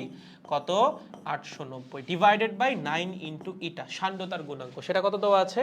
1.5 into 10 to the power minus 2 into 9.8। এইটা হবে হচ্ছে টার্মিনাল ভেলোসিটি। এখন যদি এমন হয় টার্মিনাল ভেলোসিটি যেটা বেরোলো, আই গেস ক্যালকুলেশনটা আমি তোমাদের উপর ছেড়ে দিচ্ছি, সবকিছু আমি লিখে দিচ্ছি, জাস্ট ক্যালকুলেটরে বসে ক্যালকুলেশনটুকু করা লাগবে, এতটুকু আই গেস তোমরা পারবা। ঠিক আছে, যদি টার্মিনাল ভেলোসিটিটা 7 সেন্টিমিটার পার সেকেন্ডের চেয়ে কম আসে, যেটা কিনা বড় গোলকের টার্মিনাল ভেলোসিটি ছিল, সেক্ষেত্রে আমরা কি বলবো? সেক্ষেত্রে বলবো বড় গোলক আগে পৌঁছাবে। ঠিক আছে, এটা হইলে বড় গোলক আগে পৌঁছাবে। ঠিক আছে, আগে পৌঁছাবে। আর যদি এমন হয় যে ছোট গোলকের যে টার্মিনাল ভেলোসিটি সেটা আসছে greater than 7 centimetre per second, সেক্ষেত্রে ছোট গোলকের টার্মিনাল ভেলোসিটি বেশি, তার মানে ছোট গোলক আগে তলানিতে পৌঁছাবে। ঠিক আছে, ছোট গোলক আগে পৌঁছাবে। ঠিক আছে, আগে পৌঁছাবে। বুঝতে পারছো? একদম সহজ। এই টাইপের ম্যাথ কিন্তু আমি বারবার বলতেছি, এগুলো এইচএসসির জন্য খুবই খুবই গুরুত্বপূর্ণ। এতদিন ধরে চ্যাপ্টারের প্রথম অংশ শর্ট সিলেবাসের মধ্যে ছিল, এই সেকেন্ড অংশটা শর্ট সিলেবাসের মধ্যে ছিলই না। সো তোমাদের বছর কিন্তু এই সব জায়গা থেকে সিকিউ আসার সম্ভাবনা বেশি, এবং যদি এই সব জায়গা থেকে সিকিউ আসে, আমি বারবার যেগুলো বলে দিচ্ছি এইচএসসি কোয়েশ্চেন এগুলো থেকে আসবে, এর বাইরে থেকে কোয়েশ্চেন আমার জায়গা নেই। এর জন্য এত ম্যাথ নিয়ে আসছি যেন তুমি পরীক্ষার হলে নতুন কিছু ফেস না করো। ঠিক আছে, এই ম্যাথগুলো প্রত্যেকটা ভালো মতো করা লাগবে। পারবা? শিওর? নেক্সট ম্যাথে চলে যাচ্ছি। জাস্ট ওই একই ফর্মুলা ঘুরে ফিরে তোমার খালি একটু বুঝে শুনে অ্যাপ্লাই করা লাগবে, আর কিছু না। পারবো? ওকে, নেক্সট আসো। কি বলছে এই ম্যাথে? কোয়েশ্চেন পড়ো। পানির ভেতর দিয়ে 10 মিটার ব্যাসার্ধের একটা বায়ু বুদবুদ উপরে উঠতেছে। পানির সান্দ্রতার গুণাঙ্ক 10⁻³ newton second per metre square, ঘনত্ব হচ্ছে 1000 কেজি পার মিটার কিউব। পানির ঘনত্বের তুলনায় বায়ুর ঘনত্ব অগ্রাহ্য করে বুদবুদটার ঊর্ধ্বমুখী বেগ নির্ণয় করে। এরকম একটা ম্যাথ আমরা করছিলাম, বাট সেখানে বাতাসের ঘনত্ব দেওয়া ছিল। এবার বলছে বাতাসের ঘনত্ব অগ্রাহ্য করো। যদি বাতাসের ঘনত্ব অগ্রাহ্য করো, তুমি বাতাসের ঘনত্ব কত ধরবা? 0 ধরবা ভাই। দেখো, এই হচ্ছে তোমার পানি। ঠিক আছে, ধরো একটা পুকুর আছে, পুকুরের মধ্যে পানি আছে। ঠিক আছে, সেই পানির মধ্যে দিয়ে একটা বায়ু বুদবুদ কি করতেছে? উপরের দিকে উঠতেছে। এই হচ্ছে আমাদের একটা এয়ার বাবল। ওকে, তাহলে এয়ারের যে ডেনসিটি এবার সেটা হচ্ছে আমাদের রোএস, কারণ যেই গোলকটা হচ্ছে ফ্লুইডের মধ্যে দিয়ে গতিশীল হবে তার ম্যাটেরিয়ালের যে ঘনত্ব সেটা হচ্ছে আমাদের রোএস, এবং যেই ফ্লুইডের মধ্যে দিয়ে যে সে গতিশীল হবে তার ডেনসিটি হচ্ছে রো এফ। ওকে, আমাদের বের করতে বলছে কি? ঊর্ধ্বমুখী বেগ। ঊর্ধ্বমুখী বেগ কোনটা হবে? তার প্রান্ত বেগ ভাই, বা অন্তবেগ। ঠিক আছে, তার যে অন্তবেগ বা টার্মিনাল ভেলোসিটি সেটা আমাদের বের করা লাগবে। ওকে, দেখো তার বেগ কিন্তু সবসময় অন্তবেগের সমান হবে না। এমন প্রথম ধরো এখান থেকে বায়ুর বুদবুদ উৎপন্ন হইল, এতটুকু ডিস্টেন্স পর্যন্ত তার বেগের মানটা হচ্ছে প্রথমে বাড়বে, বাড়তে বাড়তে একটা সময় গিয়ে কি হবে? কনস্ট্যান্ট ভেলোসিটি নিয়ে গতিশীল হবে। সো শুরুতে যে বেগের পরিবর্তন হইল সেই বেগের মান তো আর আমাদের পক্ষে বের করা সম্ভব না, তাই না? সো আমাদের যদি এরকম কেসে বেগ বের করতে বলে, আমরা বের করব কোন বেগ? অন্তবেগ। যদিও এখানে কিন্তু বলে নাই যে অন্তবেগ বের করো, তোমার বলছে ঊর্ধ্বমুখী বেগ বের করো। ঊর্ধ্বমুখী বেগ প্রথমে ছিল 0, গ্র্যাজুয়ালি বাড়ছে, বেড়ে বেড়ে একটা কনস্ট্যান্ট মানে গিয়ে পৌঁছাইছে, আমাদের বের করা লাগবে সেটা। ওকে, এইটুকুর মধ্যে কিন্তু বেগ চেঞ্জ হয়েছে, বাট সেটা আমাদের পক্ষে বের করা সম্ভব না। আমরা হচ্ছে ফাইনাল যে ভেলোসিটিটা বা ফাইনালি সে যে একটা কনস্ট্যান্ট ভেলোসিটিতে পৌঁছাইলো সেটা বের করব। ঠিক আছে, গুড। তাহলে আসো এখান থেকে আমাদের টার্মিনাল ভেলোসিটির formula vt is equals to 2r squared rho s minus rho f multiplied by g divided by 9 এটা। দেখো সব মান দেওয়া আছে। আর এর মান কত? ব্যাসার্ধ দেওয়া আছে হচ্ছে 10 মিটার ব্যাসার্ধ। ও মাই গড, তাহলে 10 তার উপর স্কোয়ার। রো এস এর মান কত? আমাদের বলছে বাতাসের ঘনত্বকে ইগনোর করো বা যে উপেক্ষা করো বা অগ্রাহ্য করো, তাহলে বাতাসের ঘনত্ব 0, ফ্লুইডের ঘনত্ব হচ্ছে 1000, জি এর মান 9.8 ডিভাইডেড বাই 9 ইনটু ইটার মান কত? এটা হচ্ছে 10⁻³ কত? 10⁻³ এখান থেকে ক্যালকুলেট করো, ক্যালকুলেট করলে রেজাল্ট আসবে মাইনাস। মাইনাস দিয়ে আমরা কি বুঝবো? মাইনাস দিয়ে আমরা বুঝবো হচ্ছে আমাদের গোলকটা উপরের দিকে উঠতেছে। ঠিক আছে, মাইনাসটা কি বুঝাবে? ঊর্ধ্বমুখী বেগ। কি বলেন ভাইয়া, সারা জীবন দেখলাম উপরের দিকে উঠলে হয় প্লাস, আপনি বলতেছেন উপরের দিকে উঠলে মাইনাস। কারণ দেখো এই যে ফর্মুলাটা তুমি প্রমাণ করছিলা, কি ধরে প্রমাণ করছিলা? তোমার গোলক কি উপরে উঠতেছিল না, তোমার গোলক কিন্তু নিচে নামতেছিল। সো তুমি হচ্ছে নিচের দিককে পজিটিভ ধরে এই ফর্মুলা প্রমাণ করছিলা। সো গোলক যখন উপরে উঠবে তখন তো বেগ নেগেটিভ আসবেই, নর্মাল সাইন কনভেনশন। নিচের দিকের বেগ যদি পজিটিভ হয়, উপরের দিকের বেগ কি নেগেটিভ হবে না? অবশ্যই নেগেটিভ হবে। আমরা এতক্ষণ ধরে যত ম্যাথ করছি সবগুলোতে গোলক পড়তেছিল নিচের দিকে, বেগ আসতেছিল পজিটিভ। তাহলে গোলক যখন উপরে উঠবে তখন তো বেগ নেগেটিভ আসবেই। সো মাইনাস ভেলোসিটি যদি কখনো আসে, টার্মিনাল ভেলোসিটি, তোমার বোঝা লাগবে কি তোমার গোলকটা উপরে উঠতেছে, বেগটা হচ্ছে ঊর্ধ্বমুখী। ওকে, সো এখানে মান যত আসবে আমরা লিখে দিব ঊর্ধ্বমুখী বেগের মান এত। ধরো আসলো -200 বা -20, সেক্ষেত্রে কি লিখবো? ঊর্ধ্বমুখী বেগের মান হচ্ছে 20 মিটার পার সেকেন্ড, বা গোলকটা বা বায়ু বুদবুদটা উপরের দিকে 20 মিটার পার সেকেন্ড বেগে উঠতেছে। ঠিক আছে, পারবা? শিওর? সহজ, গুড। নেক্সট আসো, কি বলছে? ও মাই গড, আচ্ছা এই কোশ্চেনে যাই, এই কোশ্চেনটা আবার একটু মাথা ঘুরাই দিবে তোমাদের, তার আগে আমাকে একটু বলো এই পর্যন্ত তোমাদের ক্লিয়ার কিনা। ঠিক আছে, আমাদের প্রায় 4টা ম্যাথের মতো কমপ্লিট হয়ে গেছে। এই 4টা ম্যাথ কি তোমরা বুঝতে পারছো কিনা, বা আগের হোমওয়ার্ক প্রবলেমগুলো নিয়েও কারো কোনো সমস্যা আছে কিনা, থাকলে আমাকে বলো, এখনই বুঝাই দিচ্ছি। ঠিক আছে গাইজ, লেট মি নো সবাই কি বুঝছো। দেখো ক্লিয়ার কিনা। হ্যালো দাদা, হ্যালো। জি ভাইয়া ক্লিয়ার ক্লিয়ার, ওকে। আজকেও আসার ইচ্ছা ছিল না, বাট আপনার জন্য আসতেই হলো। আসলে আমি মানুষটাই কি এমন নাকি সবাইকে কি ধরে ধরে নিয়ে আসি নাকি, তোমাদের কি প্যারা দেয় অনেক বেশি, সমস্যা নেই আর কয়েকদিন প্যারা দিব, তারপর আর তোমাদের প্যারা দিব না। তখন বলবা ভাইয়া আসেন একটু প্যারা দেন, তখন ডাকলেও আর আসবো না। হ্যাঁ, আমার কি সময়ের দাম নাই নাকি। যাই হোক, বুঝছো সবাই, শিওর এই পর্যন্ত ক্লিয়ার। চলো নেক্সট আসো, কি বলছি, এই কোয়েশ্চেনটা হচ্ছে একটা মনের মতো প্রশ্ন। ঠিক আছে, সুন্দর প্রশ্ন, বাট মনের মতো প্রশ্ন। কি বলছে, 1 মিটার স্কয়ার ক্ষেত্রফল বিশিষ্ট এবং 0.8 মিলিমিটার পুরুত্বের স্টিলের প্লেটের নিচের পৃষ্ঠ দৃঢ় অবলম্বনে আটকিয়ে উপরের পৃষ্ঠে বল প্রয়োগ করে ব্যবর্তন তৈরি করা হলো। স্টিলের ব্যবর্তন গুণাঙ্কের মান হচ্ছে এত। ঠিক আছে, উদ্দীপকে উল্লিখিত প্লেটের ব্যবর্তন বিকৃতি এত হলে কত বল প্রয়োগ করতে হবে। ও মাই গড, দেখো আবার সেই কঠিন পদার্থের প্রশ্ন চলে আসছে। ঠিক আছে, সো আমাদেরকে বলছে আমাদের কাছে একটা স্টিলের প্লেট আছে, এই এই এই, ঠিক আছে, এরকম, দাঁড়াও দেখাই, এরকম এরকম, ঠিক আছে, এরকম এরকম এরকম, এই এই, ওকে। এটা হচ্ছে আমাদের দিয়ে দিছে, দিয়ে বলছে স্টিলের প্লেটের ক্ষেত্রফল দিয়ে দিছে না 1 মিটার স্কয়ার ক্ষেত্রফল বিশিষ্ট এবং 8 মিলিমিটার পুরুত্ব। তার মানে এই যে পুরুত্বটা, এই পুরুত্ব হচ্ছে 8 মিলিমিটার, ওকে। এবং উপরের যে পৃষ্ঠটা, সেই উপরের পৃষ্ঠের ক্ষেত্রফল কত, এইটার ক্ষেত্রফল হচ্ছে 1 মিটার স্কয়ার। ঠিক আছে, ওকে। তো আমরা ধরে নিলাম এটা হচ্ছে একটা বর্গের মতো বর্গাকার প্লেট। সো এইটার দৈর্ঘ্য হচ্ছে 1 মিটার, এটার দৈর্ঘ্য হচ্ছে 1 মিটার। ঠিক আছে, আর এই পুরুত্ব হচ্ছে 8 মিলিমিটার, ওকে। তো বলছে নিচের পৃষ্ঠ হচ্ছে আমরা দৃঢ় অবলম্বনে আটকায় রাখছি। কোন পৃষ্ঠ, এই যে নিচের পৃষ্ঠ দৃঢ় অবলম্বনে আটকিয়ে রাখছি, আটকায় কি করছি, ব্যবর্তন বিকৃতি তৈরি করছি। কতখানি ব্যবর্তন বিকৃতি তৈরি করছি, 0.3, তার মানে বিকৃতির মান হচ্ছে 0.3। ব্যবর্তন গুণাঙ্কের মান কত দেওয়া আছে স্টিলের, দেখো দেওয়াই আছে কোশ্চেনে, গুণাঙ্কের মান দেওয়া আছে হচ্ছে 8 × 10⁻10 নিউটন পার মিটার স্কয়ার, ওকে। দিয়া বলছে এতটুকু বিকৃতি ঘটানোর জন্য কত বল প্রয়োগ করা লাগবে। তাহলে প্রথমে আমরা দেখি এতটুকু বিকৃতি ঘটানোর জন্য কতখানি শেয়ারিং স্ট্রেস বা পীড়ন তৈরি হবে। বলো পীড়ন কত হবে, পীড়ন কেমনে বের করবা ভাইয়া, পীড়ন ইজ ইকুয়ালস টু গুণাঙ্ক মাল্টিপ্লাইড বাই বিকৃতি। ঠিক আছে, গুণাঙ্কের মান কত, 8 × 10⁻10, বিকৃতির মান কত 0.3, ক্যালকুলেট করো 2.4 × 10⁻10 নিউটন পার মিটার স্কয়ার। ঠিক আছে, এটা হচ্ছে পীড়ন। পীড়ন মানে কি, পীড়ন মানে হচ্ছে shearing force divided by area. কোন সারফেসের এরিয়া, এটা কি 1 মিটার স্কয়ার হবে না, কেয়ারফুল, এরিয়া কিন্তু হবে এইটা, যেই তলের সাথে লম্ব বরাবর বলটা প্রয়োগ করছো সেই তলের এরিয়া তোমার নেওয়া লাগবে। তার মানে এই সারফেসের এরিয়া তোমার বের করা লাগবে, তোমার কিন্তু দেওয়া আছে উপরের সারফেসের এরিয়া। ঠিক আছে, এটা দেওয়া আছে 1 মিটার স্কয়ার, আমার লাগবে কি এই সারফেস এরিয়া।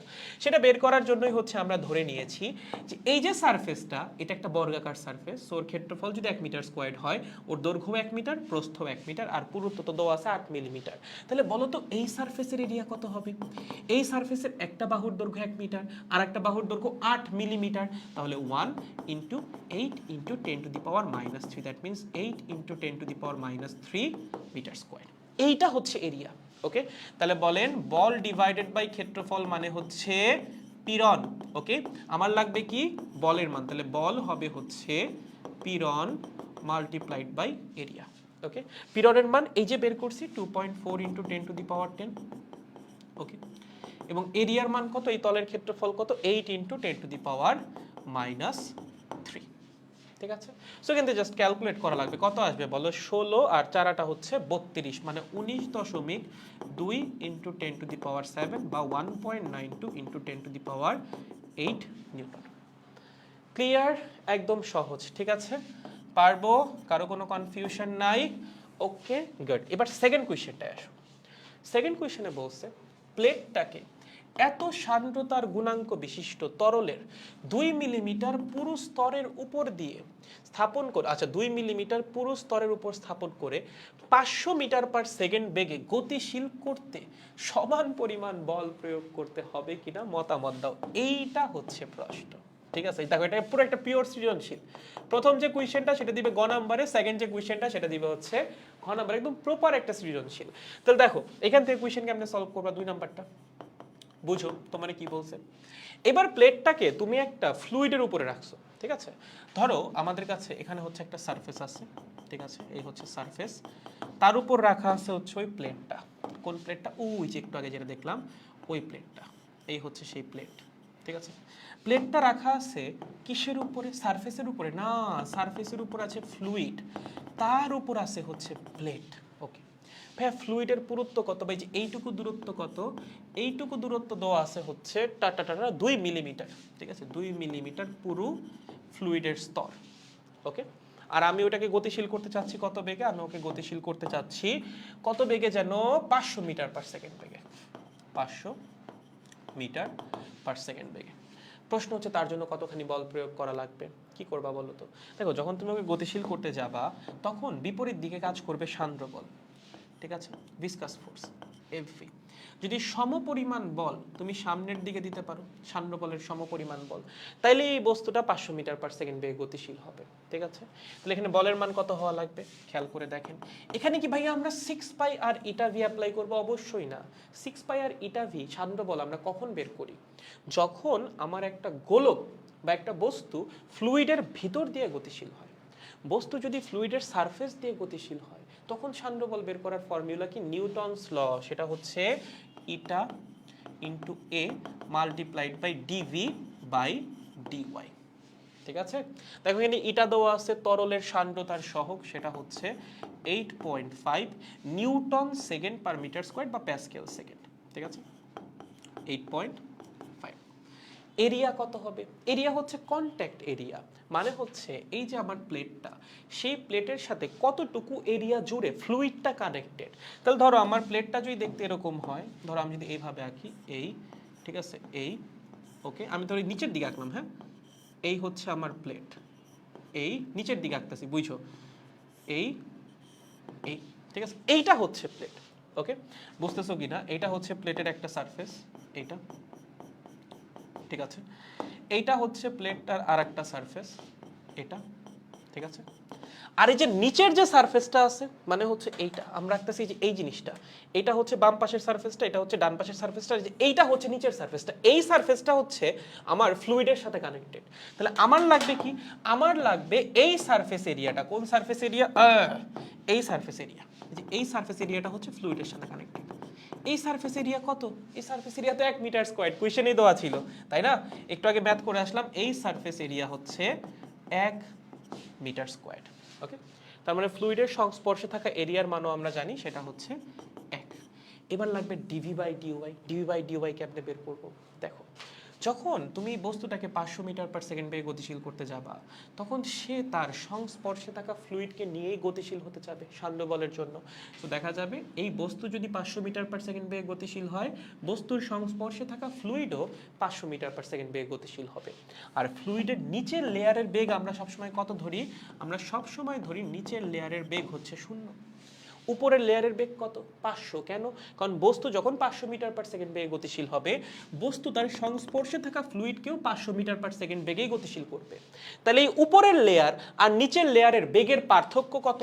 বেগের পার্থক্য হচ্ছে 500। কত?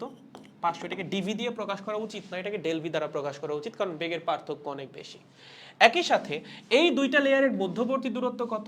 2 মিলিমিটার। তার মানে লেয়ার দ্বয়ের মধ্যবর্তী দূরত্ব বা ডিওয়াই হচ্ছে 2 মিলিমিটার বা 2 × 10⁻³ মিটার। সব মানই তো পাওয়া গেছে, বসাই দাও। ডিভির মান হচ্ছে 500, 500, এবং ডিওয়াই এর মান হচ্ছে 2 × 10⁻³ ওকে, এখান থেকে জাস্ট তোমার ক্যালকুলেট করা লাগবে। এইটাই হবে হচ্ছে প্রযুক্ত বলের মান। তোমার ঠিক এতখানি বলই প্রয়োগ করা লাগবে। তোমার বল প্রয়োগ করা লাগবে সান্দ্র বলের সমপরিমাণ বল, ঠিক আছে? সো যদি এই বলের মান আগের কেসে বলের সমান হয়, এখানে বলের মান যত আসছে পরের বারও যদি বলের মান ঠিক ততই আসে, তখন আমরা বলবো হ্যাঁ দুই ক্ষেত্রে প্রযুক্ত বলের মান সমান। যদি এমন হয় যে না এই ক্ষেত্রে বলের মান বেশি আগের ক্ষেত্রে বলের মান কম, তাহলে কি বলবো সেকেন্ড ক্ষেত্রে প্রযুক্ত বলের মান বেশি। আর যদি এমন হয় যে না এইটা কম আগেরটা বেশি, তাহলে কি বলবো পরের ক্ষেত্রে প্রযুক্ত বলের মান কম। তোমার জাস্ট বুঝে শুনে ফর্মুলা অ্যাপ্লাই করা লাগবে, কেসগুলো ভালো মতো বোঝা লাগবে। দেখো ম্যাথ খুব ছোট, ম্যাথ বড় না, বাট প্রপারলি বুঝে ইমপ্লিমেন্ট করা লাগবে ডেটাগুলা। ঠিক আছে, পারবা? শিওর? গুড। নেক্সট কি বলছে দেখো, বলছে পানির উপরিতলে, এই যে একটা সুন্দর প্রশ্ন, এইটা একটু ভালো মতো বোঝা লাগবে। হ্যাঁ, পানির উপরিতলে আলতো ভাবে রাখা 3 সেন্টিমিটার দীর্ঘ একটা সুইকে টেনে তুলতে সর্বাধিক যে বলের প্রয়োজন তা নির্ণয় করো। প্রথমত ভাইয়া পানির উপরে কি সুই ভাসে নাকি? হ্যাঁ এটা ভাসে। কখন ভাসে, কেনই বা ভাসে সেটা একটু বুঝাই তোমাদেরকে। ধরো তোমার কাছে এরকম পানির সারফেস আছে, ঠিক আছে, you have the liquid surface বা ওয়াটার সারফেস এরকম আছে, তার উপরে তুমি একটা সুইকে রাখছো। ঠিক আছে, তুমি কি করছো, তার উপরে একটা সুইকে রেখেছো। ধরো এটা এই এই এই এই এই, ঠিক আছে, এখানে হচ্ছে তুমি একটা সুইকে রেখে দিছো। সুই কি নর্মালি ভাবে থাকবে? তুমি যদি নর্মালি রেখে দাও সেইভাবে থাকবে না। তোমার প্রথমে যেটা করতে হবে, এই সুইয়ের নিচে একটা টিস্যু পেপার দেওয়া লাগবে বা একটা পাতলা কাগজ দেওয়া লাগবে, দিয়ে হচ্ছে তুমি এটাকে পানির উপর রাখবা। দেখবা কাগজ বা টিস্যু পেপারটা কিছুক্ষণ পর দ্রবীভূত হয়ে বা হচ্ছে ভিজে গিয়ে নিচে চলে যাচ্ছে, বাট সুইটা ভেসে থাকতেছে। সুই কেমনে ভেসে থাকে?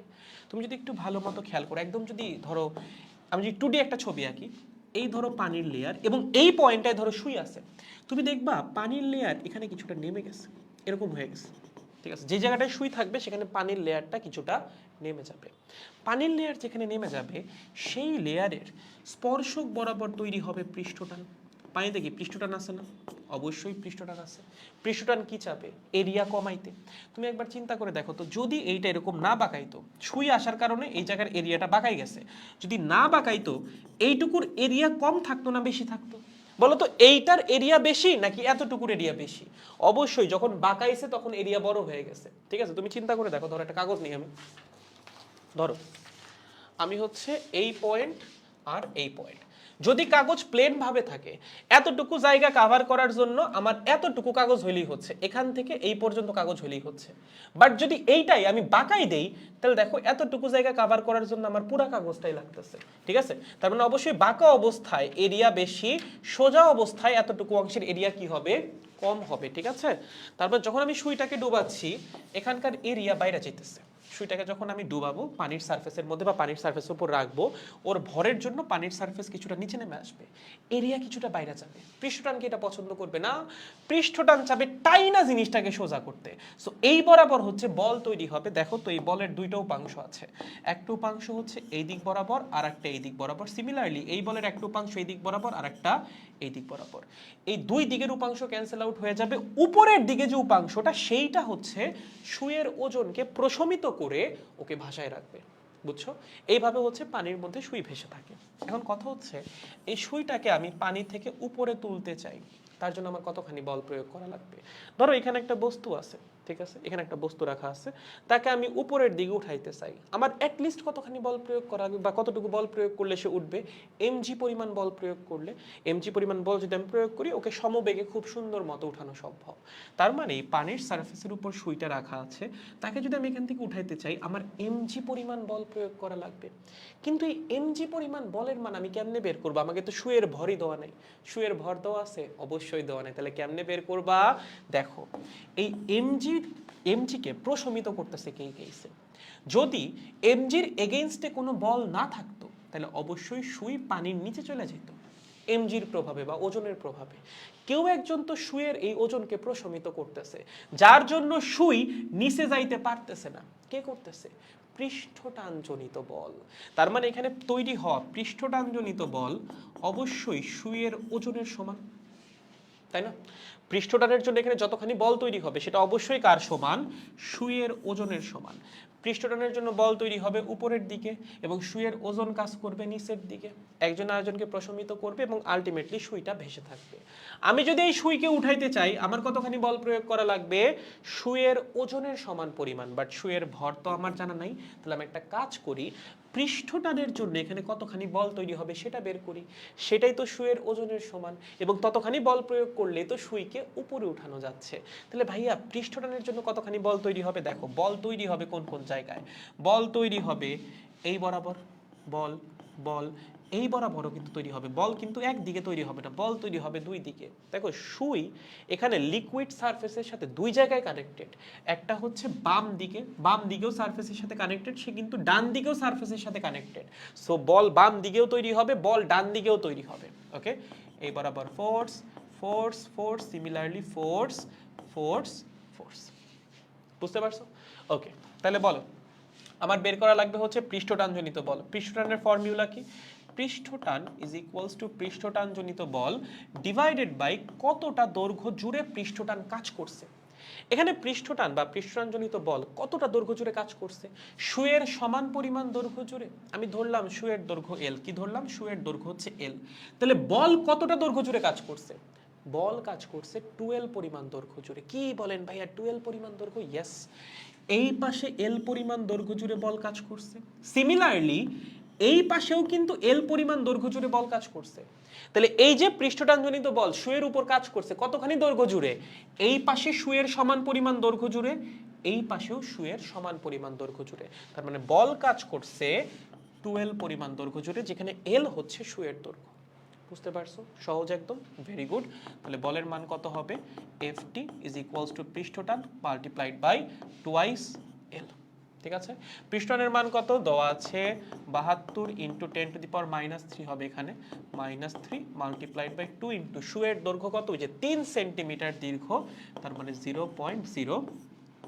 ঠিক আছে, এখান থেকে বলের মান পেয়ে যাবা। যদি এতটুকু বল প্রয়োগ করো সেটা হবে পৃষ্ঠটানজনিত বলের মানের সমান, যেটা কিনা আবার mgর সমান। তার মানে এতটুকু বল প্রয়োগ করলেই সুইটাকে পানি থেকে উঠানো যাচ্ছে। খুবই সুন্দর প্রশ্ন কিন্তু, ঠিক আছে, ভেরি ভেরি ইম্পর্টেন্ট কোয়েশ্চেন। হ্যাঁ, এটা খুব সুন্দর একটা প্রশ্ন। পারবো? শিওর? এই টাইপের কোয়েশ্চেন আসলে এখানে কেন টুয়াইস এল হইলো, কেন এল হইলো না? শুধুমাত্র এল দিলে কি সমস্যা ছিল? বল তো এক পাশে কাজ করতেছে না, সুয়ের এই পাশেও বল কাজ করবে, সুয়ের ওই পাশেও বল কাজ করবে, এই পাশেও এল পরিমাণ দৈর্ঘ্য জুড়ে বল কাজ করবে, এই পাশেও এল পরিমাণ দৈর্ঘ্য জুড়ে বল কাজ করবে। টোটাল কতটুকু দৈর্ঘ্য জুড়ে বল কাজ করবে? এল প্লাস এল মানে হচ্ছে টুয়াইস এল। এর জন্য হচ্ছে 12 বা টুয়াইস এল চলে আসছে। ক্লিয়ার? গুড।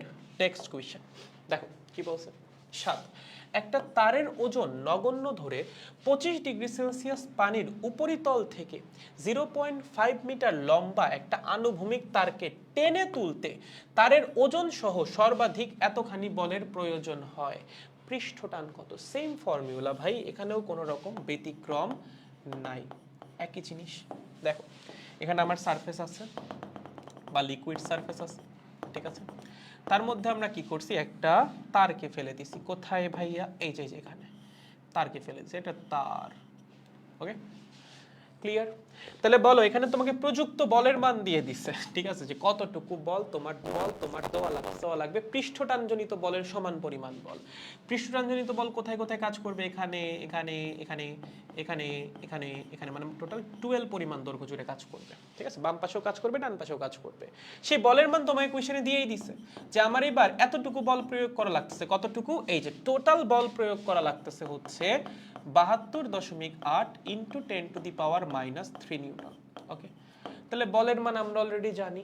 আমাদের দৈর্ঘ্য দেওয়া আছে, দৈর্ঘ্য কত বলো? তারের দৈর্ঘ্য কত? টেম্পারেচারটা শুধু শুধু দেওয়া আছে, তারের দৈর্ঘ্য হচ্ছে 0.5 মিটার। তাহলে বলেন পৃষ্ঠটানজনিত বলের মান আপনি জানেন, আপনি যতটুকু বল প্রয়োগ করবেন সেটা পৃষ্ঠটানজনিত বলের সমানই হবে। ঠিক আছে, এটাকে তোলার জন্য সেক্ষেত্রে আমার পৃষ্ঠটান হবে F ডিভাইডেড বাই L, না টুয়াইস L, কারণ এই দিকেও L পরিমাণ দৈর্ঘ্য জুড়ে বল কাজ করছে, এই দিকেও L পরিমাণ দৈর্ঘ্য জুড়ে বল কাজ করছে। সো এখানে কত আসবে? Twice L। সো আমরা জাস্ট ক্যালকুলেশন করব। F এর মান কত? F এর মান হচ্ছে 72.8 into 10 to the power -3। L এর মান কত? 0.5 মিটার। তাহলে 2 ইন্টু 0.5, এইটা হবে পৃষ্ঠটানের মান। ঠিক আছে, বুঝছো? একদম সহজ পারবো এই টাইপের কোয়েশ্চেন আসলে এগুলো এমসিকিউতে আসার জন্য একদম আইডিয়াল কোয়েশ্চেন।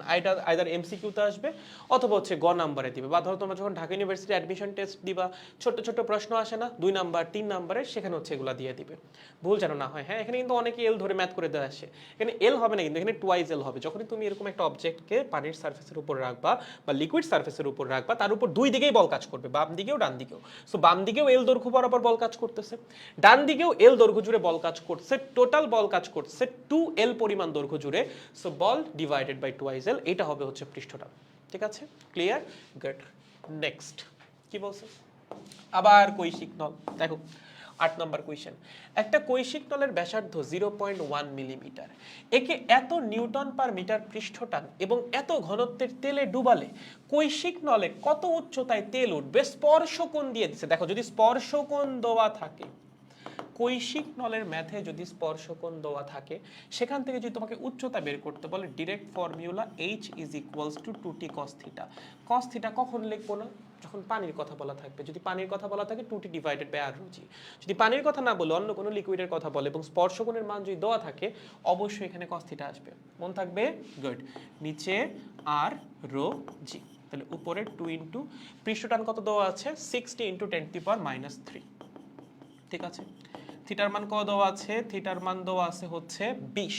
ওকে, আর এর মান কত দেওয়া, আর আর আর আর কই রে, আর হচ্ছে ব্যাসার্ধ 0.1 মিলিমিটার বা 10⁻⁻⁴।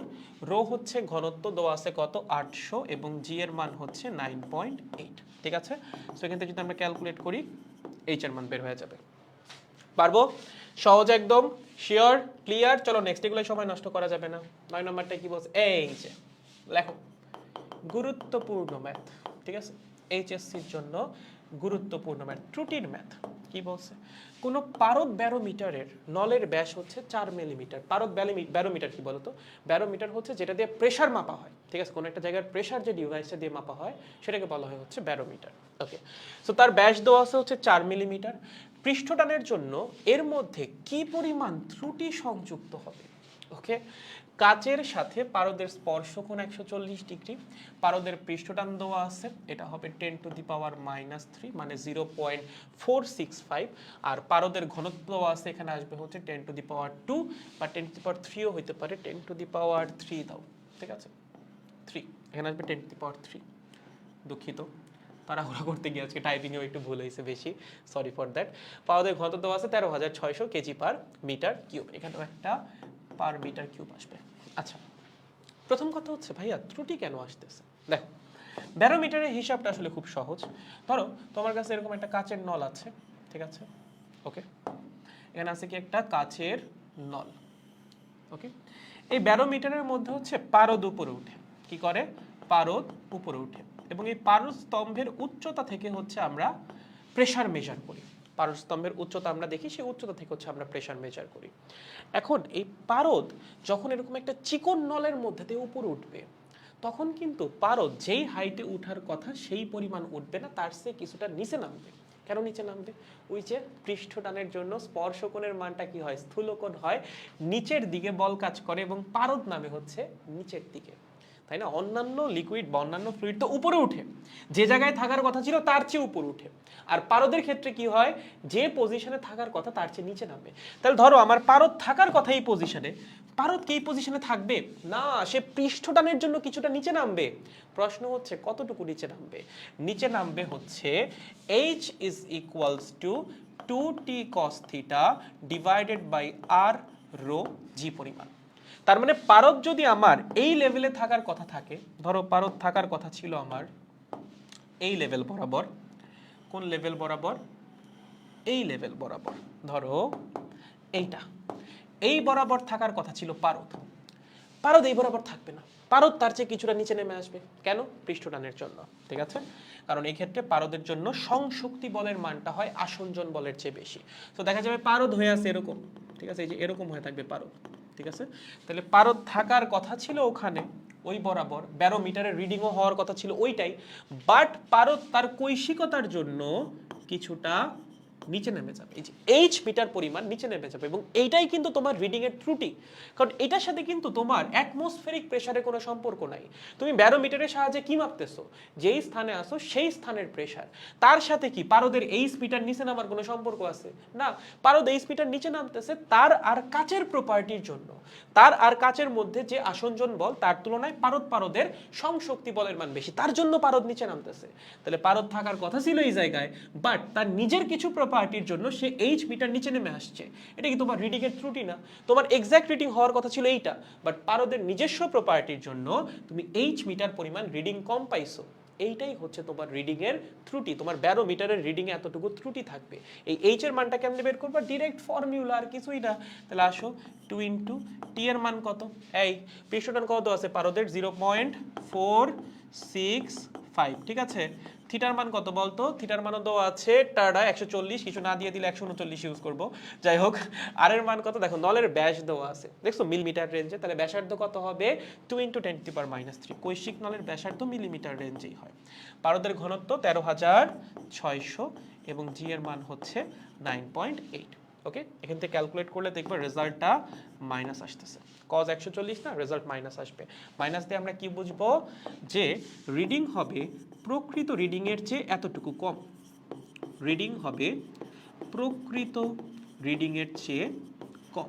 ওকে, রিডিং এর চেয়ে কম, কতটুকু কম? ধরো এখানে আসলো -2 মিলিমিটার, তার মানে তোমার প্রকৃত হাইট যেটা হওয়ার কথা ছিল পারস্তম্ভের উচ্চতা হবে তার চেয়ে 2 মিলিমিটার কম, রিডিং এর ত্রুটি আছে। ধরো আসলো -10 মিলিমিটার, তার মানে প্রকৃত হাইট যেটা হওয়ার কথা ছিল পারদের রিডিং আসবে বা পারস্তম্ভের রিডিং আসবে তার চেয়ে 10 মিলিমিটার কম, এটাও কি রিডিং এর ত্রুটি, ঠিক আছে। সো এইটাই হচ্ছে আমাদের এরর, এই কেসটার এরর। দেখো বুঝছো কিনা গাইস? 9 নাম্বার ম্যাথ পর্যন্ত কি আমাদের ক্লিয়ার? দেখেন সবার ক্লিয়ার হলে আমরা নেক্সট ম্যাথে যাব। নেক্সট ম্যাথটা আমি তোমাদের একটু করতে দিব। নেক্সট ম্যাথটা হচ্ছে তোমরা করবা, 2 মিনিট সময় দিব, 2 মিনিটের মধ্যে করা লাগবে, না পারলে তারপর তো আমি আছি, দেন তাই আমি করাই দিব বাকিগুলা। ওকে, হ্যালো দাদা, হ্যালো। এখন এই কোন যুগ থেকে কোন জায়গা থেকে উঠেছে তুমি আমাকে হ্যালো বলতেছো? তা 5 নম্বরে একের ক্ষেত্রফলের মান বের করা বুঝি নাই প্লিজ দাদা। ওকে, 5 নাম্বার ম্যাথ আমাকে বাকির একটু জানাও এই পর্যন্ত ক্লিয়ার আছে কিনা। 5 না, এটা সরি এটা 3। ওকে, 5-এর ক্ষেত্রফল হচ্ছে, দেখো তোমার তো ব্যাবর্তন পীড়ন লাগবে তাই না? ব্যাবর্তন পীড়ন কেমনে বের করে? শেয়ারিং ফোর্স ডিভাইডেড বাই এই ফোর্সটা যেই তলের সাথে কাজ লম্বভাবে কাজ করছে সেই তলের ক্ষেত্রফল। তোমাকে দিয়ে দিছে হচ্ছে উপরের তলের ক্ষেত্রফল, যেই প্লেটটা আছে স্টিলের প্লেট তার উপরের তলের ক্ষেত্রফল দেওয়া আছে 1 মিটার স্কয়ার। এই ক্ষেত্রফল তো তোমার পীড়নের ফর্মুলায় বসবে না, পীড়নের ফর্মুলায় বসবে সাইডের ক্ষেত্রফলটা। আমরা যেটা করছি উপরের তলটাকে বর্গাকার ধরে নিছি, তাহলে এটার ক্ষেত্রফল যদি 1 মিটার স্কয়ার্ড হয়, এটার দৈর্ঘ্য 1 মিটার, এটার প্রস্থ কত 1 মিটার। আমার লাগবে এই তলের ক্ষেত্রফল। এই তলের দেখো তো এক বাহুর দৈর্ঘ্য 1 মিটার আর এক বাহুর দৈর্ঘ্য কত 8 মিলিমিটার, যেটা হচ্ছে স্টিলের পাতটার পুরুত্ব। তাহলে এই ক্ষেত্রফল কত হবে? এই বাহুর দৈর্ঘ্য মাল্টিপ্লাইড বাই এই বাহুর দৈর্ঘ্য 1 × 8 মিলিমিটার। জাস্ট বসায় হচ্ছে ক্ষেত্রফল ক্যালকুলেট করে ফেলছি, ঠিক আছে, বুঝছো? আর পরের কেসটার ক্ষেত্রফল হবে হচ্ছে যে নিচের তলের ক্ষেত্রফলটা, মানে হচ্ছে যতটুকু তল বা যতটুকু ক্ষেত্রফল আমার ফ্লুইডের সাথে সংস্পর্শে আছে। সো সেটা তো কোশ্চেনে দেওয়া ছিল 1 মিটার স্কয়ার, ওটা সরাসরি ইউজ করে দিছি, ঠিক আছে। দেখেন ক্লিয়ার হয়েছে কিনা ভাই? 9 নাম্বার ম্যাথ পর্যন্ত আপনারা সবকিছু বুঝছেন কিনা? আমরা পরবর্তী ম্যাথে যাব। ওকে, দেখো ক্লিয়ার হয়েছে সবার? ওকে জি ভাইয়া ক্লিয়ার, ক্লিয়ার ভাইয়া। ঘুম চলে আসলো, আয় হায় ঘুম চলে আসলো আমার, এদিকে হাত পা ব্যথা হয়ে গেল। না এই যে এটা হচ্ছে তোমরা করো, হ্যাঁ তোমরা করো। আমার কেন যেন মনে হচ্ছে আরো একটা ক্লাস নেওয়া লাগেই নাকি, আজকে ক্লাস শেষ করতে 12:30 বাজে যাবে, আরো একটা ক্লাস নেওয়া লাগতে পারে গাইস। সেক্ষেত্রে ছোট্ট একটা ক্লাস হবে 30 মিনিট বা 40 মিনিটের ক্লাস, সেটা আমি কালকে নিয়ে নিব, ঠিক আছে। যদি আরো একটা ক্লাস নেওয়া লাগে আমি কালকে নিয়ে নিব 30 বা 40 মিনিটের ছোট্ট একটা ক্লাস, ঠিক আছে। দেখি এটা করো তো সবাই, করো করো করো, চলো করো। আমি জাস্ট একটু পানি খেয়ে আসি, একটা অনেকগুলো ম্যাথ করাই ফেলছি, একটু একটা দিয়ে আমি জাস্ট পানি খেয়ে আসি, ঠিক আছে। দাঁড়াও, আপনাদের সময় হচ্ছে 3 মিনিট, বুয়েটে যতটুকু টাইম পাওয়া যায়। বলছে 5 সেন্টিমিটার ব্যাসার্ধের একটা বুদবুদ সৃষ্টি করতে কৃত কাজ কত? ডিরেক্ট কোয়েশ্চেন কি, 5 সেন্টিমিটার ব্যাসার্ধের একটা বুদবুদ সৃষ্টি করতে কৃত কাজ কত? তোমাকে পৃষ্ঠটান দিয়ে দিছে, বুদবুদ যে মেটেরিয়াল দিয়ে তৈরি করবা সেটা হচ্ছে 3 × 10⁻²। হ্যাঁ, এটা 12 হবে না, এটা হবে হচ্ছে -2। দাঁড়াও, এটা হবে কত? -2। ওকে, -2 দাও এখানে, ঠিক আছে। এবার ওকে, সো 3 মিনিট সময় আছে, সলভ করেন। দেখতেছি 3 মিনিট পর এসে কে কে করলেন আর কে কে করলেন না। তারপর আমরা আর যে কয়টা ম্যাথ পারি করবো আজকে, সমস্যা নেই। কালকে আমি একটা এক্সট্রা ক্লাস নিয়ে বাকি ম্যাথগুলোও করাই দিব নি। কারণ হচ্ছে আমি মানে চাচ্ছি সব ধরনের ম্যাথ করাই ফেলতে। এখন আমি জানি তোমাদের কাছে বেশি ক্লাস করতে ভাল লাগে না, তোমরা এক্সট্রা ক্লাস করতে চাও না, I know that very well. যত কম ক্লাসের মধ্যে করা যায় তোমাদের জন্যই ভালো। বাট ওই যে কম ক্লাসে করা গেলে তো আমার জন্য ভালো ভাই, সেক্ষেত্রে পড়ানো বাকি থেকে যাবে। আমি চাচ্ছি না কোনো ম্যাথ তুমি নতুন দেখো, তুমি যেই ম্যাথই করো সেই ম্যাথ যেন তোমার অ্যাটলিস্ট মনে হয় যে না ভাইয়ের ক্লাস তো করছিলাম, সেটা এইচএসসি হোক, অ্যাডমিশন হোক, যেটাই হোক না কেন। ফিজিক্সের কোনো কিছু আমার বাদ রাখার ইচ্ছা নাই, সো আমি আসলে ম্যাথ করাবোই, ঠিক আছে? তো তোমার যদি মনে হয় তুমি করবা না, that's up to you, but that will not be a wise decision, কারণ পরে গিয়ে তোমার পড়াই লাগবে। So it's up to you, তুমি এখন পড়বা নাকি পরে পড়বা, সম্পূর্ণ তোমার ইচ্ছা। 3 মিনিট সময় আছে, solve this math coming after 3 minutes.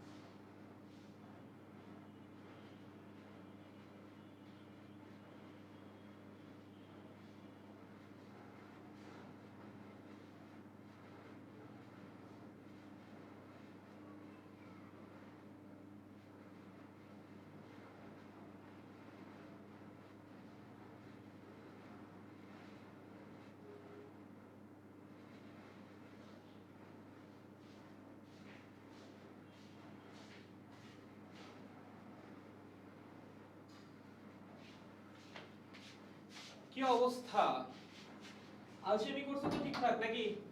Math তো করো না এবার ভুলে ভুলে গাইস, ভুলে ভুলে কিন্তু আবার ম্যাথ ট্যাথ করো না, ঠিক আছে?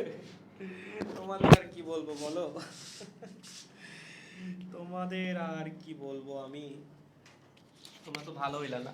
ম্যাথটা করছিস? বল কত আসছে অ্যানসার? এই অ্যানসার কত আসছে? বলো বলো বলো বলো, give me the answer, quick quick. ওমা, ক্লাসে একজন, সবগুলো চলে গেছে, এগুলাকে আমি কি করব? এই তো ইসাম করছে 9.42 ইন্টু 10⁻⁻4 জুল। গুড। তা বৌদি ভাত খাইতে ডাক দিছে মনে হয়।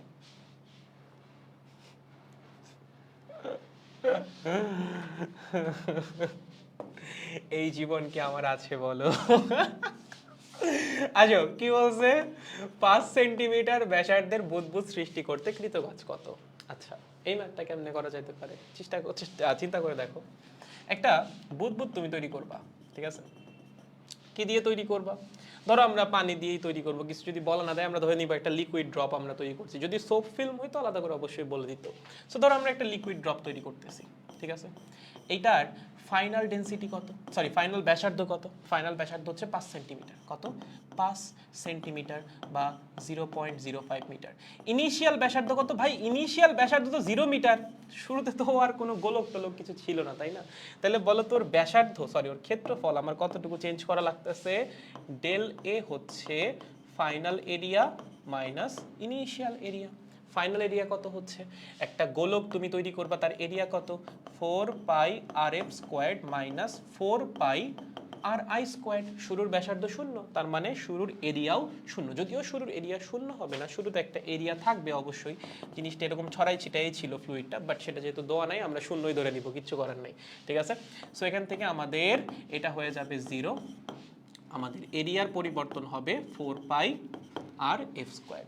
এরিয়ার পরিবর্তন যদি জানো, বলো একটা ফ্লুইড দিয়ে গোলক বানাইতে কৃতকাজ কত হয়? ও মাই গড ভাইয়া, del W is equals to T del A.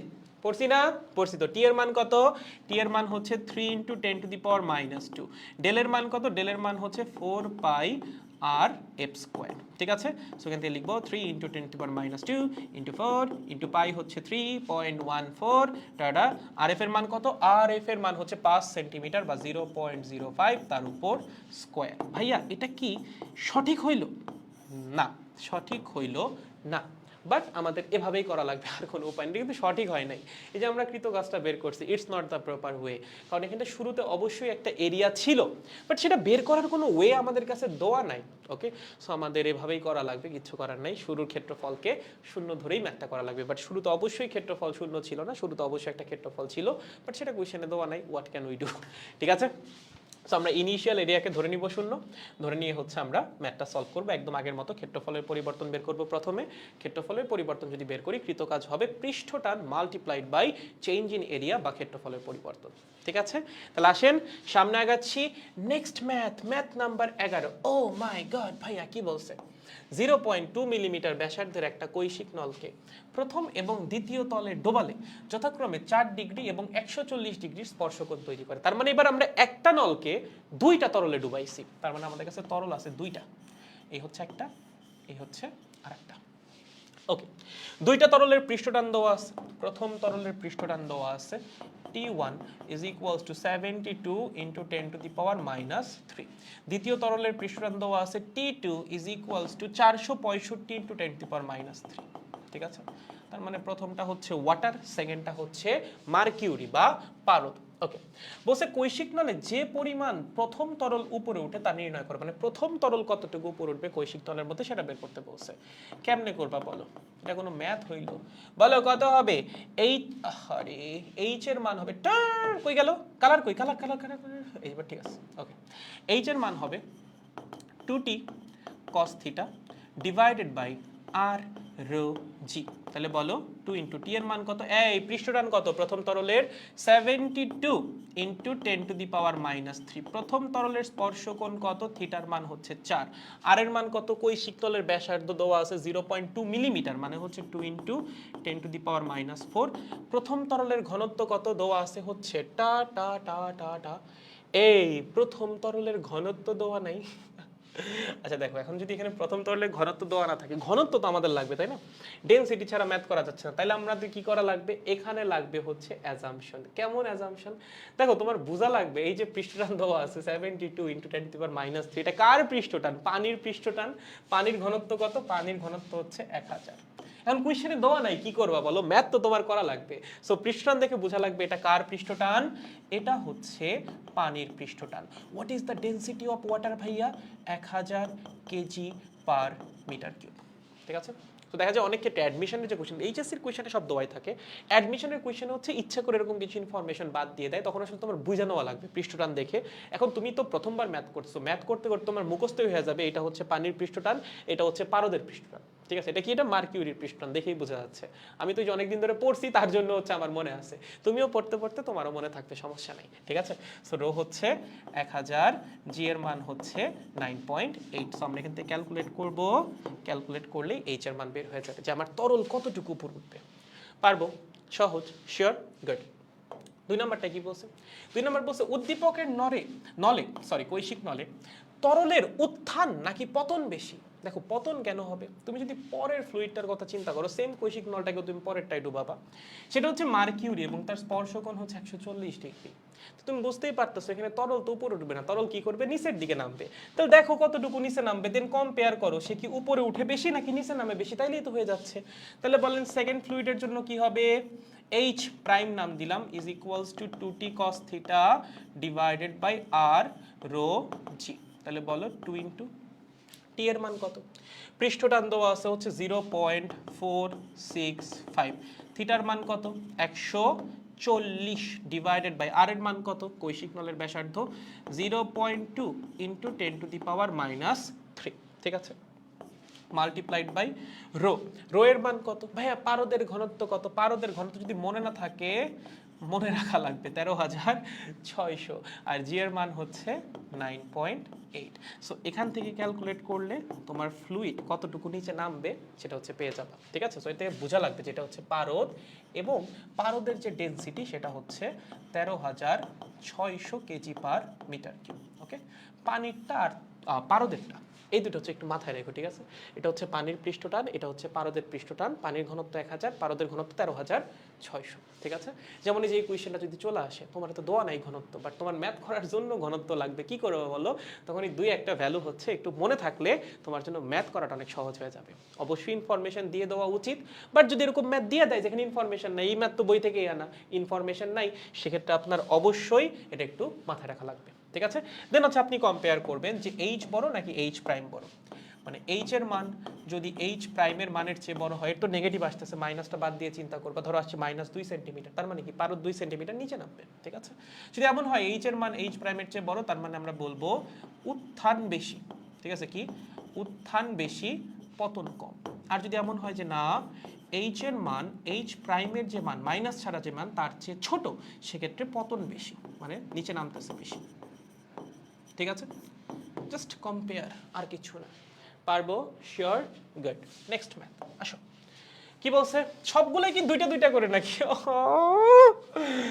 Math 20টার জায়গায় হয়ে যাচ্ছে 40টা, কি একটা জ্বালা। আচ্ছা দেখো কি বলছে, চিত্রে পানিপূর্ণ বিকারে ডোবানো কৈশিক নলের ব্যাস হচ্ছে 0.04 মিলিমিটার। ঠিক আছে, ব্যাস দিয়ে দিছে, দিয়ে বলছে উদ্দীপকের আলোকে পানির তলটান নির্ণয় করো। যদি পানির কথা বলা থাকে ফর্মুলা কি, H is equals to 2t cos θ দিব না আমরা, যদি পানির কি বলে স্পর্শকোণ সহ উল্লেখ করে দেয় তখন 2t cos θ দিয়ে করবা। যদি কিছু না বলে, পানির এখানে বলছে স্পর্শকোণের ব্যাপারে কিচ্ছু বলে নাই, তাহলে just 2t divided by r ρg। ঠিক আছে, পানির জন্য, স্পেশালি পানির জন্য। তাহলে বলেন এখান থেকে আমার লাগবে কি, আমার লাগবে হচ্ছে তল টান, তাহলে টি হবে কত, R rho G into H divided by 2। সব কিছুই দেওয়া আছে কোয়েশ্চেনের মধ্যে।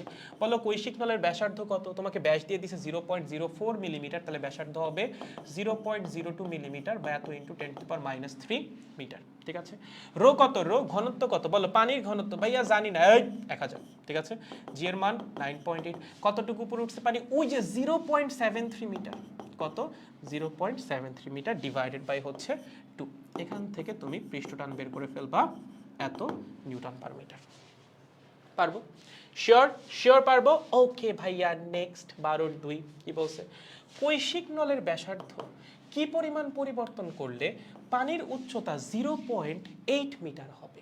ওকে, বাকি সব কিছু আমরা সেম রাখবো, শুধুমাত্র কি করব, ব্যাসার্ধ চেঞ্জ করব। তার জন্য দেখা লাগবে মানে কোন ব্যাসার্ধের জন্য উচ্চতা হচ্ছে 0.8 মিটার হয় সেটা আমরা একটু বের করতে চাই। তাহলে দেখো, এটা দুইভাবে করা যেতে পারে। একটা হচ্ছে তুমি উচ্চতা 0.8 ধরে ব্যাসার্ধ নির্ণয় করো, তাইলেও হবে। ধরো তোমার প্রথম যে ওয়েটা হইতে পারে, প্রথম ওয়ে, সেক্ষেত্রে ফর্মুলা হচ্ছে h is equals to 2t cos থিটা, এখানে cos থিটার দরকার নাই কারণ পানির কথা বলছে, divided by r rho G. So তুমি এখান থেকে r এর মান সরাসরি বের করতে পারো, 2t divided by h rho G. Okay, t এর মান কই থেকে বাবা? t এর মান তো যে একটু আগে বের করলাম, এখানে কি করলা, t এর মান বের করলা না? t এর এই মানটা তুমি গ নাম্বার থেকে বসাই দিবা, ঠিক আছে, from previous question. Okay, previous question আমরা পৃষ্ঠটানের মান বসাই দিব। এইচ কত হওয়া লাগবে? এইচ কি 0.73? না, আমরা দেখতে চাচ্ছি পানি 0.8 মিটার উপর ওঠার জন্য কৈশিক নলের ব্যাসার্ধ কত হওয়া লাগে। সেক্ষেত্রে এখানে 0.8, রো হচ্ছে 1000, জি এর মান হচ্ছে 9.8। এটা হচ্ছে একটা উপায়। আর একটা অল্টারনেটিভ সুন্দর ওয়ে আছে, সেটা কি দেখো। প্রথম ক্ষেত্রে আমি ধরলাম আমার উচ্চতা হচ্ছে h1 2t divided by r1 rho জি, এবং দ্বিতীয় ক্ষেত্রে উচ্চতা h2 2t r2 রো জি। তো যদি একটু খেয়াল করো, তুমি এখানে পৃষ্ঠটান চেঞ্জ করছো, তুমি কি লিকুইড চেঞ্জ করছো? করো নাই, তার মানে তো পৃষ্ঠটান চেঞ্জ হচ্ছে না। তুমি কি লিকুইড যেহেতু চেঞ্জ করো নাই, পৃষ্ঠটানও চেঞ্জ হবে না, ঘনত্বও চেঞ্জ হবে না। যদি লিকুইড চেঞ্জ করতাম, পৃষ্ঠটানও চেঞ্জ হইতো, ঘনত্বও চেঞ্জ হইতো, আর গ্র্যাভিটির মান তো চেঞ্জ হবেই না। তার মানে এইচ এর মান ডিপেন্ড করবে কার মানের উপর? আর এর মানের উপর। কৈশিক নলের ব্যাসার্ধের উপর হচ্ছে এইচ এর মানটা ডিপেন্ড করবে। তাহলে আসেন কৈশিক নলের ব্যাসার্ধের সাথে সম্পর্ক কি এইচ এর? H is inversely proportional to R. দেখো, কৈশিক নলের ব্যাসার্ধ যত বাড়বে এইচ এর মান তত কমবে, আর কৈশিক নলের ব্যাসার্ধ যত কমবে এইচ এর মান তত বাড়বে। এখান থেকে আমরা বলতে পারি H R is equals to একটা কনস্ট্যান্ট, ঠিক আছে। সো তুমি ডিরেক্টলি ফর্মুলা অ্যাপ্লাই করতে পারতা, h1r1 is equals two h2r2। এই ফর্মুলা দিয়ে তুমি সরাসরি বের করতে পারতা r2 এর মান হবে h1 by h2 multiplied by r1। h1 কি? প্রথমে সে কতটুকু হাইট উঠছিল? 0.73। ওকে, পরে সে কতটুকু হাইট উঠতে চায়? 0.8 মাল্টিপ্লাইড বাই প্রথমে ব্যাসার্ধ কত ছিল? 0.02 ইন্টু 10⁻³ এখান থেকে তুমি পরের ব্যাসার্ধ বের করতে পারবা ডিরেক্ট এই ফর্মুলা দিয়ে, ঠিক আছে। এটা হচ্ছে 3 নাম্বার ওয়ে। আর 2 নাম্বার ওয়েতে তুমি রেশিও নাও, রেশিও নিলেই হয়ে যাবে h1 বাই h2 আসবে হচ্ছে r2 বাই r1, তার মানে r2 এর মান হবে h1 by h2 multiplied by r1। Similarly বসাই দিবা, ম্যাথ সলভ। সো আইদার এইভাবে করতে পারো, অথবা এইভাবে করতে পারো, অথবা তুমি এইভাবেও করতে পারো, তোমার যেমনে ভালো লাগে, ঠিক আছে। It's very important for MCQ, এটা একটু মাথায় রেখো, এমসিকিউ এর জন্য খুব গুরুত্বপূর্ণ। তুমি যদি লিকুইড চেঞ্জ না করো, চেঞ্জ না করে যদি কৈশিক নলের ব্যাসার্ধ চেঞ্জ করো, সেক্ষেত্রেও কিন্তু উচ্চতা চেঞ্জ হবে, এবং কতটুকু চেঞ্জ হবে সেটা বের করার ফর্মুলা হচ্ছে এইটা। যে কোনো অবস্থায় উচ্চতা এবং কৈশিক নলের ব্যাসার্ধের গুণফল হবে কনস্ট্যান্ট, ঠিক আছে। তুমি যদি ব্যাসার্ধ ডাবল করো, উচ্চতা অর্ধেক হয়ে যাবে, গুণফলটা কনস্ট্যান্ট। ব্যাসার্ধ যদি 3 ভাগের 1 ভাগ করো, উচ্চতা 3 গুণ হয়ে যাবে। ব্যাসার্ধ যদি 5 ভাগের 1 ভাগ করো, উচ্চতা 5 গুণ হয়ে যাবে, ঠিক আছে। ইনভার্সলি প্রপোর্শনাল, এটাকে হাফ করলে এটা ডাবল, এটাকে ডাবল করলে এটা হাফ, এটাকে 3 ভাগের 1 ভাগ করলে এটা 3 গুণ, এটাকে 3 গুণ করলে এটা 3 ভাগের 1 ভাগ। পারবো? শিওর? সহজ? গুড। নেক্সট ম্যাথ, এটা গেল হচ্ছে 12 নাম্বার। আসো 13 নাম্বার। আর আচ্ছা, এটা ছিল 11 নাম্বার। ও মাই গড, 12 নাম্বারের 1 2। ওকে, কি বলছে? আচ্ছা দেখো, এগুলো হচ্ছে হোমওয়ার্ক দিয়ে, এগুলো আমরা পরের দিন করি, ঠিক আছে। কারণ আজকে অলরেডি প্রায় 12টা বেজে যাচ্ছে, একটু পরেই তোমরা শুরু করে দিবা, তোমাদের আর প্যারা দিব না। কালকে হচ্ছে আমি একটা এক্সট্রা ক্লাস তোমাদের নিয়ে নিব, ঠিক আছে। এক্সট্রা ক্লাসে বাকি ম্যাথগুলো করাই ফেলবো না, আমাদের হয়ে গেছে, এখন আসলে ম্যাথ খুব কম, এই ম্যাথগুলো করতে সময় লাগবে না। ওকে, সেগুলো আপনাদের হোমওয়ার্ক দিয়ে দিই। দেখেন, এই ম্যাথগুলো আপনারা পারেনও, যদিও আমি আপনাদের এগুলো ক্লাসে করাইছি, তাও হচ্ছে আমি চাচ্ছিলাম লাস্টে এসে সকল টাইপের ম্যাথ তোমাদের একটু করে করাই দিতে, তার জন্য হচ্ছে সব ম্যাথ আমি নিয়ে আসছি। সেগুলো আপনাদের হোমওয়ার্ক, হ্যাঁ, 12 নাম্বারটা এটা হচ্ছে হোমওয়ার্ক, আমি কালকে করাই দিব। কালকে তোমাদের একটা এক্সট্রা ক্লাস হবে। কালকে তো সেকেন্ড পেপার ব্যাচেও ক্লাস নাই, কারণ সেকেন্ড পেপার ব্যাচে কালকে এমনি অফ আছে। আমরা হচ্ছে রবিবার থেকে ম্যাগনেট শুরু করব, সেক্ষেত্রে কালকে ফ্রি আছে, তোমাদের কালকে একটা ক্লাস নিয়ে নিই আমি। ওকে, সো এটা হচ্ছে হোমওয়ার্ক 1, 12 নাম্বারটা। একই আকারের 10টা পানির ফোঁটা একত্রিত হয়ে একটা বড় ফোঁটায় পরিণত হলো। প্রত্যেকটা ফোঁটার ব্যাস দেওয়া আছে, পানির পৃষ্ঠটান দেওয়া আছে, বলছে বড় ফোঁটার ব্যাস নির্ণয় করো, আয়তন কনস্ট্যান্ট ধরে করে ফেলবা। এবং সেকেন্ড কোয়েশ্চেনে বলছে উদ্দীপকের এই 12-র আর একটা কোয়েশ্চেন আছে, 12 তারও একটা কোয়েশ্চেন আছে, এখানে নির্গত শক্তি বা তাপমাত্রার পরিবর্তন কিছু একটা বের করতে বলা হবে। আচ্ছা এটা আমি পরের দিন নিয়ে আসবো, ঠিক আছে? আমি মনে হয় 12 2 নাম্বারটা আনতে ভুলে গেছি, 12 2 নাম্বারটা কই? আচ্ছা নিয়ে আসবো পরের দিন, সমস্যা নাই। এই যে 13 নাম্বারটাও দাঁড়াও, এইটাই তো 12 ছিল, তাই তো বলি 12 তো শেষ করলাম, এইটা তো ভুল কোয়েশ্চেন দূর।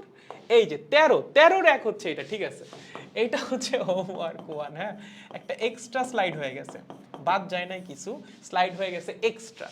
এটা হবে হোমওয়ার্ক 1। এই যে আরে এটার সেকেন্ড পার্ট কই? এটা একটা সেকেন্ড পার্ট আছে, সেকেন্ড পার্ট নিয়ে আসবো নি পরের দিন, বাদ গেছে, সরি। সেকেন্ড পার্ট নেক্সট দিন নিয়ে আসবো না, এটার সেকেন্ড পার্ট আছে এই ম্যাথের, ঠিক আছে? তোমাকে আইদার কৃত কাজ বের করতে বলবে, অথবা তাপমাত্রার পরিবর্তন বের করতে বলবে, অথবা গৃহীত শক্তি বা নির্গত শক্তি বের করতে বলবে, সেটা পরের দিন নিয়ে আসবো না, কালকে নিয়ে আসবো না। আর 14 নম্বরে বলছে 10 মিটার, হ্যাঁ 10 মিটার ব্যাস বিশিষ্ট এতটি পানির ক্ষুদ্র ফোঁটা মিলে বড় একটা ফোঁটা তৈরি করলো, এতে নির্গত শক্তির পরিমাণ নির্ণয় করো। খুবই সহজ, কৃত কাজ থেকেই বের করতে পারবা। এটা হচ্ছে হোমওয়ার্ক নাম্বার 2। এগুলো কিন্তু বাসায় করবা, আমি কালকে করাই দিব, ঠিক আছে? বাট তোমরাও বাসায় করবা। এই যে এখান থেকে হচ্ছে শুরু, এইটা স্টার মার্ক দাও, তাই স্টার মার্ক দাও, star star star. HSC plus admission, তাড়াতাড়ি স্টার্ট দাও। দেখো কোয়েশ্চেন পড়ো, কোয়েশ্চেন পড়ো। 6 পা বিশিষ্ট এত ভরের একটা পোকা পানির উপরিতলে দাঁড়িয়ে থাকতে পারে, মানে হচ্ছে একটা পানির সারফেসের উপর একটা পোকা দাঁড়ায় আছে, যার পা হচ্ছে 6টা এবং তার প্রত্যেকটা পা হচ্ছে গোলাকার, ঠিক আছে? প্রত্যেকটা পা কি গোলাকার পা। তোমাকে বলছে 6টা পা সমান ভর বহন করে, তার মানে পোকার যে টোটাল ভর সেটা 6 ভাগে ভাগ হয়ে যাবে। প্রত্যেকটা পায়ের উপর বল কতটুকু হবে? পোকার পায়ের ওজনের বা পোকার ওজনের 6 ভাগের 1 ভাগ। এটা হবে প্রত্যেকটা পায়ের উপর ওজন, ঠিক আছে? তার টোটাল ওজনটা 6টা পায়ের মধ্যে ভাগ হয়ে যাবে। এবং পোকার পায়ের তলা এত মিটার ব্যাসার্ধের একটা গোলক আকৃতি, তার মানে পায়ের তলাটা হচ্ছে গোলাকার শেপের বা গোলক আকৃতির। বলছে পানির সাথে পোকার পায়ের স্পর্শ কোণ কত হবে? পানির পৃষ্ঠটান দেওয়া আছে, গ্র্যাভিটি দেওয়া আছে। হ্যাঁ, খুব সুন্দর একটা ম্যাথ। এটা হচ্ছে তোমাদের হোমওয়ার্ক নাম্বার কত? এটা ছিল কত? Homework number 2। এটা হচ্ছে তোমাদের হোমওয়ার্ক নাম্বার 3। ওকে, সুন্দর ম্যাথ। এটা হচ্ছে হোমওয়ার্ক নাম্বার 3। আর 3টা হোমওয়ার্ক আছে, আমরা পরের দিনই 6টা ম্যাথ করব। দেখো দুইটা গোলক আছে, ঠিক আছে? এগুলো খুব সুন্দর সুন্দর ম্যাথ। একটা হচ্ছে 3 সেন্টিমিটার ব্যাসার্ধের, আর একটা হচ্ছে 4 সেন্টিমিটার ব্যাসার্ধের। দুইটা গোলককে আমরা কি করছি? সমষ্ণ প্রক্রিয়ায় একত্র করছি। কি করছি? সমষ্ণ প্রক্রিয়ায় একত্র করছি। একত্র করে একটা বড় গোলকে রূপান্তরিত করছি। তোমাকে জিজ্ঞাসা করছে বড় গোলকের ব্যাসার্ধ কত হবে?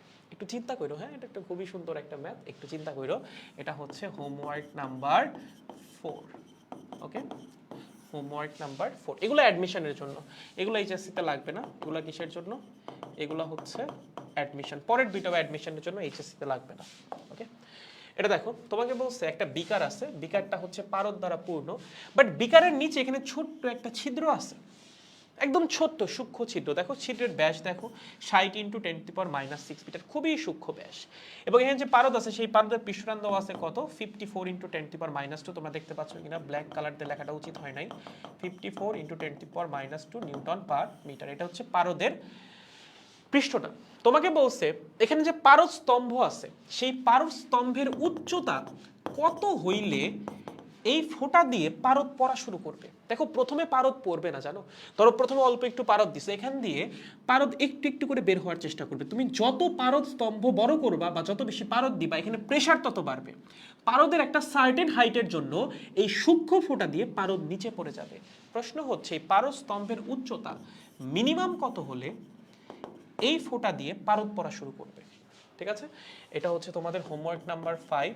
এগুলো কনসেপচুয়াল ম্যাথ, ম্যাথ কঠিন না। তুমি যদি কনসেপ্ট ধরতে পারো ম্যাথ সলভ করতে 1 মিনিট লাগবে। বাট এগুলো এইচএসসির জন্য খুব বেশি গুরুত্বপূর্ণ না, এই কনসেপচুয়াল ম্যাথগুলো অ্যাডমিশনের জন্য গুরুত্বপূর্ণ। ঠিক আছে, ওকে, লাস্টের ম্যাথ আজকের মতো সেটা হচ্ছে এই লাস্টের ম্যাথটা কই? আচ্ছা এইটা হচ্ছে একটা এক্সট্রা টপিক, এটা আমি এমনি তোমাদেরকে পড়াবো। সেটা হচ্ছে এরকম, ধরো তোমার কাছে দুইটা এরকম কিছু একটা আছে। দেখো যদি একটা সোপ বাবল হয়, একটা সোপ বাবল, আমি তোমাকে বললাম সোপ বাবলের ভিতরে এক্সেস প্রেসার কত? তুমি বললা ভাইয়া 40/r। আমি তোমাকে বললাম একটা লিকুইড ড্রপ আছে, তার ভিতরে এক্সেস প্রেসার কত? তুমি বললা ভাইয়া 2T/r। আমি তোমাকে বললাম একটা সিলিন্ড্রিক্যাল শেপের বাবল আছে, এইটার ভিতরে এক্সেস প্রেসার কত? এইবার কি করবা? এবার একটু বুদ্ধি খাটাইতে হবে, ঠিক আছে? এটা আমরা পরের দিন শিখবো। ওকে জীবন আসলে অনেক সুন্দর, বুঝছো? এবং এটা হচ্ছে আমাদের লাস্টের ম্যাথ। লাস্টের ম্যাথ কি? একটা বোতল আছে, বোতলের দৈর্ঘ্য হচ্ছে 10 সেন্টিমিটার। বোতলের ভিতরে ধুলাবালি আছে, আমরা কি করছি? বোতল নিয়ে ঝাঁকাইছি ঝাঁকাইছি, ধুলাবালি ঝাঁকাইছি। ঝাঁকাইলে কি হবে? ধুলাবালি উপরে নিচে উঠানামা শুরু করবে। ওকে, এরপর বোতলটাকে স্থিরভাবে রেখে দিছি। তারপর কি হবে? আস্তে আস্তে ধুলাগুলা নিচের দিকে পড়া শুরু করবে। বাট স্টিল কিছু কিছু ধুলা তো ভেসে থাকবে, সব ধুলা তো নিচে পড়বে না, তাই না? 1 ঘন্টার মধ্যে কি সব ধুলা নিচে পড়ে যেতে পারবে নাকি? ধুলা কি বাতাসে ভেসে থাকে না? থাকে তো। তোমাকে প্রশ্নে জিজ্ঞাসা করছে 1 ঘন্টা পর সর্বোচ্চ কত ব্যাসার্ধের ধূলিকণা এই বোতলের মধ্যে ভাইসা থাকতে পারবে। কি বলছে? 1 ঘন্টা পর সর্বোচ্চ কত ব্যাসার্ধের ধূলিকণা এই বোতলের মধ্যে ভাইসা থাকতে পারে। তুমি বোতলটাকে ঝাঁকায় ছাইড়া দিছো, অনেক ধুলা নিচে পড়ে গেছে, যেগুলো বেশি বড় বড় সেগুলো আগে আগে পড়বে, যেগুলো পাতলা যেগুলো ছোট্ট সেগুলো তো খুব সহজে পড়তে পারবে না। জিজ্ঞাসা করা হয়েছে 1 ঘন্টা সময় অতিবাহিত হওয়ার পরেও সর্বোচ্চ কত ব্যাসার্ধের ধূলিকণা এই বোতলের মধ্যে নিচে না পড়ে ভেসে থাকবে। ঠিক আছে, তোমাকে দিয়ে দিছে ধুলার ঘনত্ব এত, সান্দ্রতার গুণাঙ্ক হচ্ছে বাতাসেরটা দেওয়া আছে 10⁻²। Poise. This is also for engineering admission, এগুলো এইচএসসির জন্য লাগবে না। এটা আপনাদের হোমওয়ার্ক নাম্বার 6। ঠিক আছে, ওকে। এর বাইরেও কয়েকটা অ্যাডিশনাল জিনিস আমি নিয়ে আসছিলাম, কিছু প্র্যাকটিক্যাল লাইফ ফেনোমেনন তোমাদের বলার জন্য।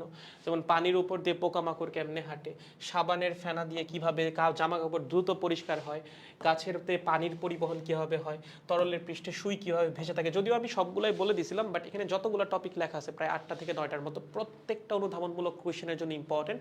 এর জন্য হচ্ছে আমি লাস্ট আবার একটু নিয়ে আসছি। দেন হচ্ছে ছাতার কাপড়ের মধ্যে দিয়ে কেন পানি যায় না? ধরো আমরা যে জামা কাপড় পরে আছি এগুলোর মধ্যে যদি পানি পড়ে তাহলে তো আমরা ভিজে যাবো, বাট ছাতার কাপড়ের মধ্যে পানি কেন আসে না? যাই হোক, ব্যাখ্যা আছে। কচু পাতা পানি দিয়ে কচু পাতা ভিজে না, বাট আম পাতা ভিজে। কেন ভিজে? পড়ছিলাম আমরা এগুলো, তাই না? বাট আমরা আরেকটা বার একটু দেখবো, কারণ এগুলো অনুধাবনের জন্য গুরুত্বপূর্ণ। অশান্ত সমুদ্রকে কিভাবে তেল দিয়ে শান্ত করা হয় পৃষ্ঠটানের মাধ্যমে। দেন হচ্ছে পানির মধ্যে কর্পূর কেন নাচানাচি করে। ঠিক আছে, এরকম বেশ কিছু জিনিস আছে প্র্যাকটিক্যাল লাইফ ফেনোমেনন, এগুলো হচ্ছে আপনাদের একটু জানাই দিবনি নেক্সট ক্লাসে। তাইলে গাইজ আমাদের আরো একটা ক্লাস করা লাগতেছে, সেটা হয়তো বা আমরা নেক্সট দিন আগামীকালই করে ফেলবো। সময় লাগবে না, এগুলো তো খুব ছোট ছোট জিনিস, 6টা ম্যাথ করতে কোনো সময় লাগবে না। 6টা ম্যাথ করার পর হচ্ছে এই টপিকগুলো। সো আমাকে একটু 40 মিনিট থেকে 50 মিনিটের মতো সময় দেওয়া লাগবে পরের দিন, আমি তাহলে এই ক্লাসটা কমপ্লিট করে ফেলে দিতে পারবো। ঠিক আছে, ওকে। তাহলে জিনিসটা আসলে শেষ হয়েও হইলো না শেষ, কিন্তু আমার ফোনের চার্জ শেষ হয়ে গেছে, আমার ফোনটা ডেড ভাই। এটা কোনো কথা? তোমাদের কমেন্ট আমি ল্যাপটপ থেকে চেক করি। ওয়েট, হোলা গাইস, দেখো সবাই সব কিছু বুঝছো কিনা? কারো কোনো কনফিউশন আছে নাকি সবাই বুঝে গেছি? সবাই বুঝলে আমাদের কাজ শেষ। ওকে, তাহলে আমরা হচ্ছে কালকে একটা ক্লাস করব। কালকে আমি সন্ধ্যাবেলা একটু বাইরে যাওয়া লাগবে, তার মানে হচ্ছে ক্লাসটা নেওয়া লাগবে তার আগে। ওকে, সো আমি কালকে একটু দিনের বেলাতেই ক্লাসটা নিব। কখন নিব? টাইমটা ওঠার পরে জানাই, তোমাদের যদি খুব বেশি সমস্যা না হয়। আইদার আমি দিনের বেলায় ক্লাস নিব, মানে হচ্ছে 4টা বা 5টার দিকে, অথবা হচ্ছে আমি রাতের বেলায় ক্লাস নিব 10টার দিকে। ঠিক আছে, 10টা বা হচ্ছে 8টা 9টার দিকে নিতে পারবো। 10টা নিতে পারবো না, কারণ 9:30টায় হচ্ছে আবার হচ্ছে ক্যালকুলাসের ক্লাস আছে তারেকের, সেক্ষেত্রে তার আগে মানে হচ্ছে এই বিকাল থেকে সন্ধ্যা বা 9:30টার মধ্যে কোনো একটা টাইম হচ্ছে আমি ক্লাস নিব।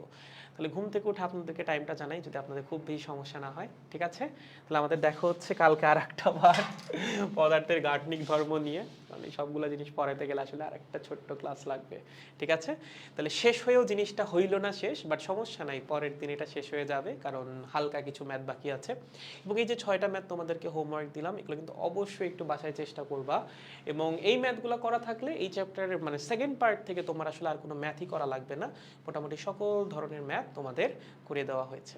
তাহলে আগামীকাল আর একটা বার দেখা হচ্ছে, টাইমটা আমি ঘুম থেকে উঠে জানাই দিবনি। আজকের মতো এই পর্যন্তই, সবাইকে শুভরাত্রি। এই বৃষ্টিময় মনোমুগ্ধকর পরিবেশে হালকা একটু খিচুড়ি মরিচ বাটা দিয়ে খেয়ে শুয়ে পড়ো। শুভরাত্রি।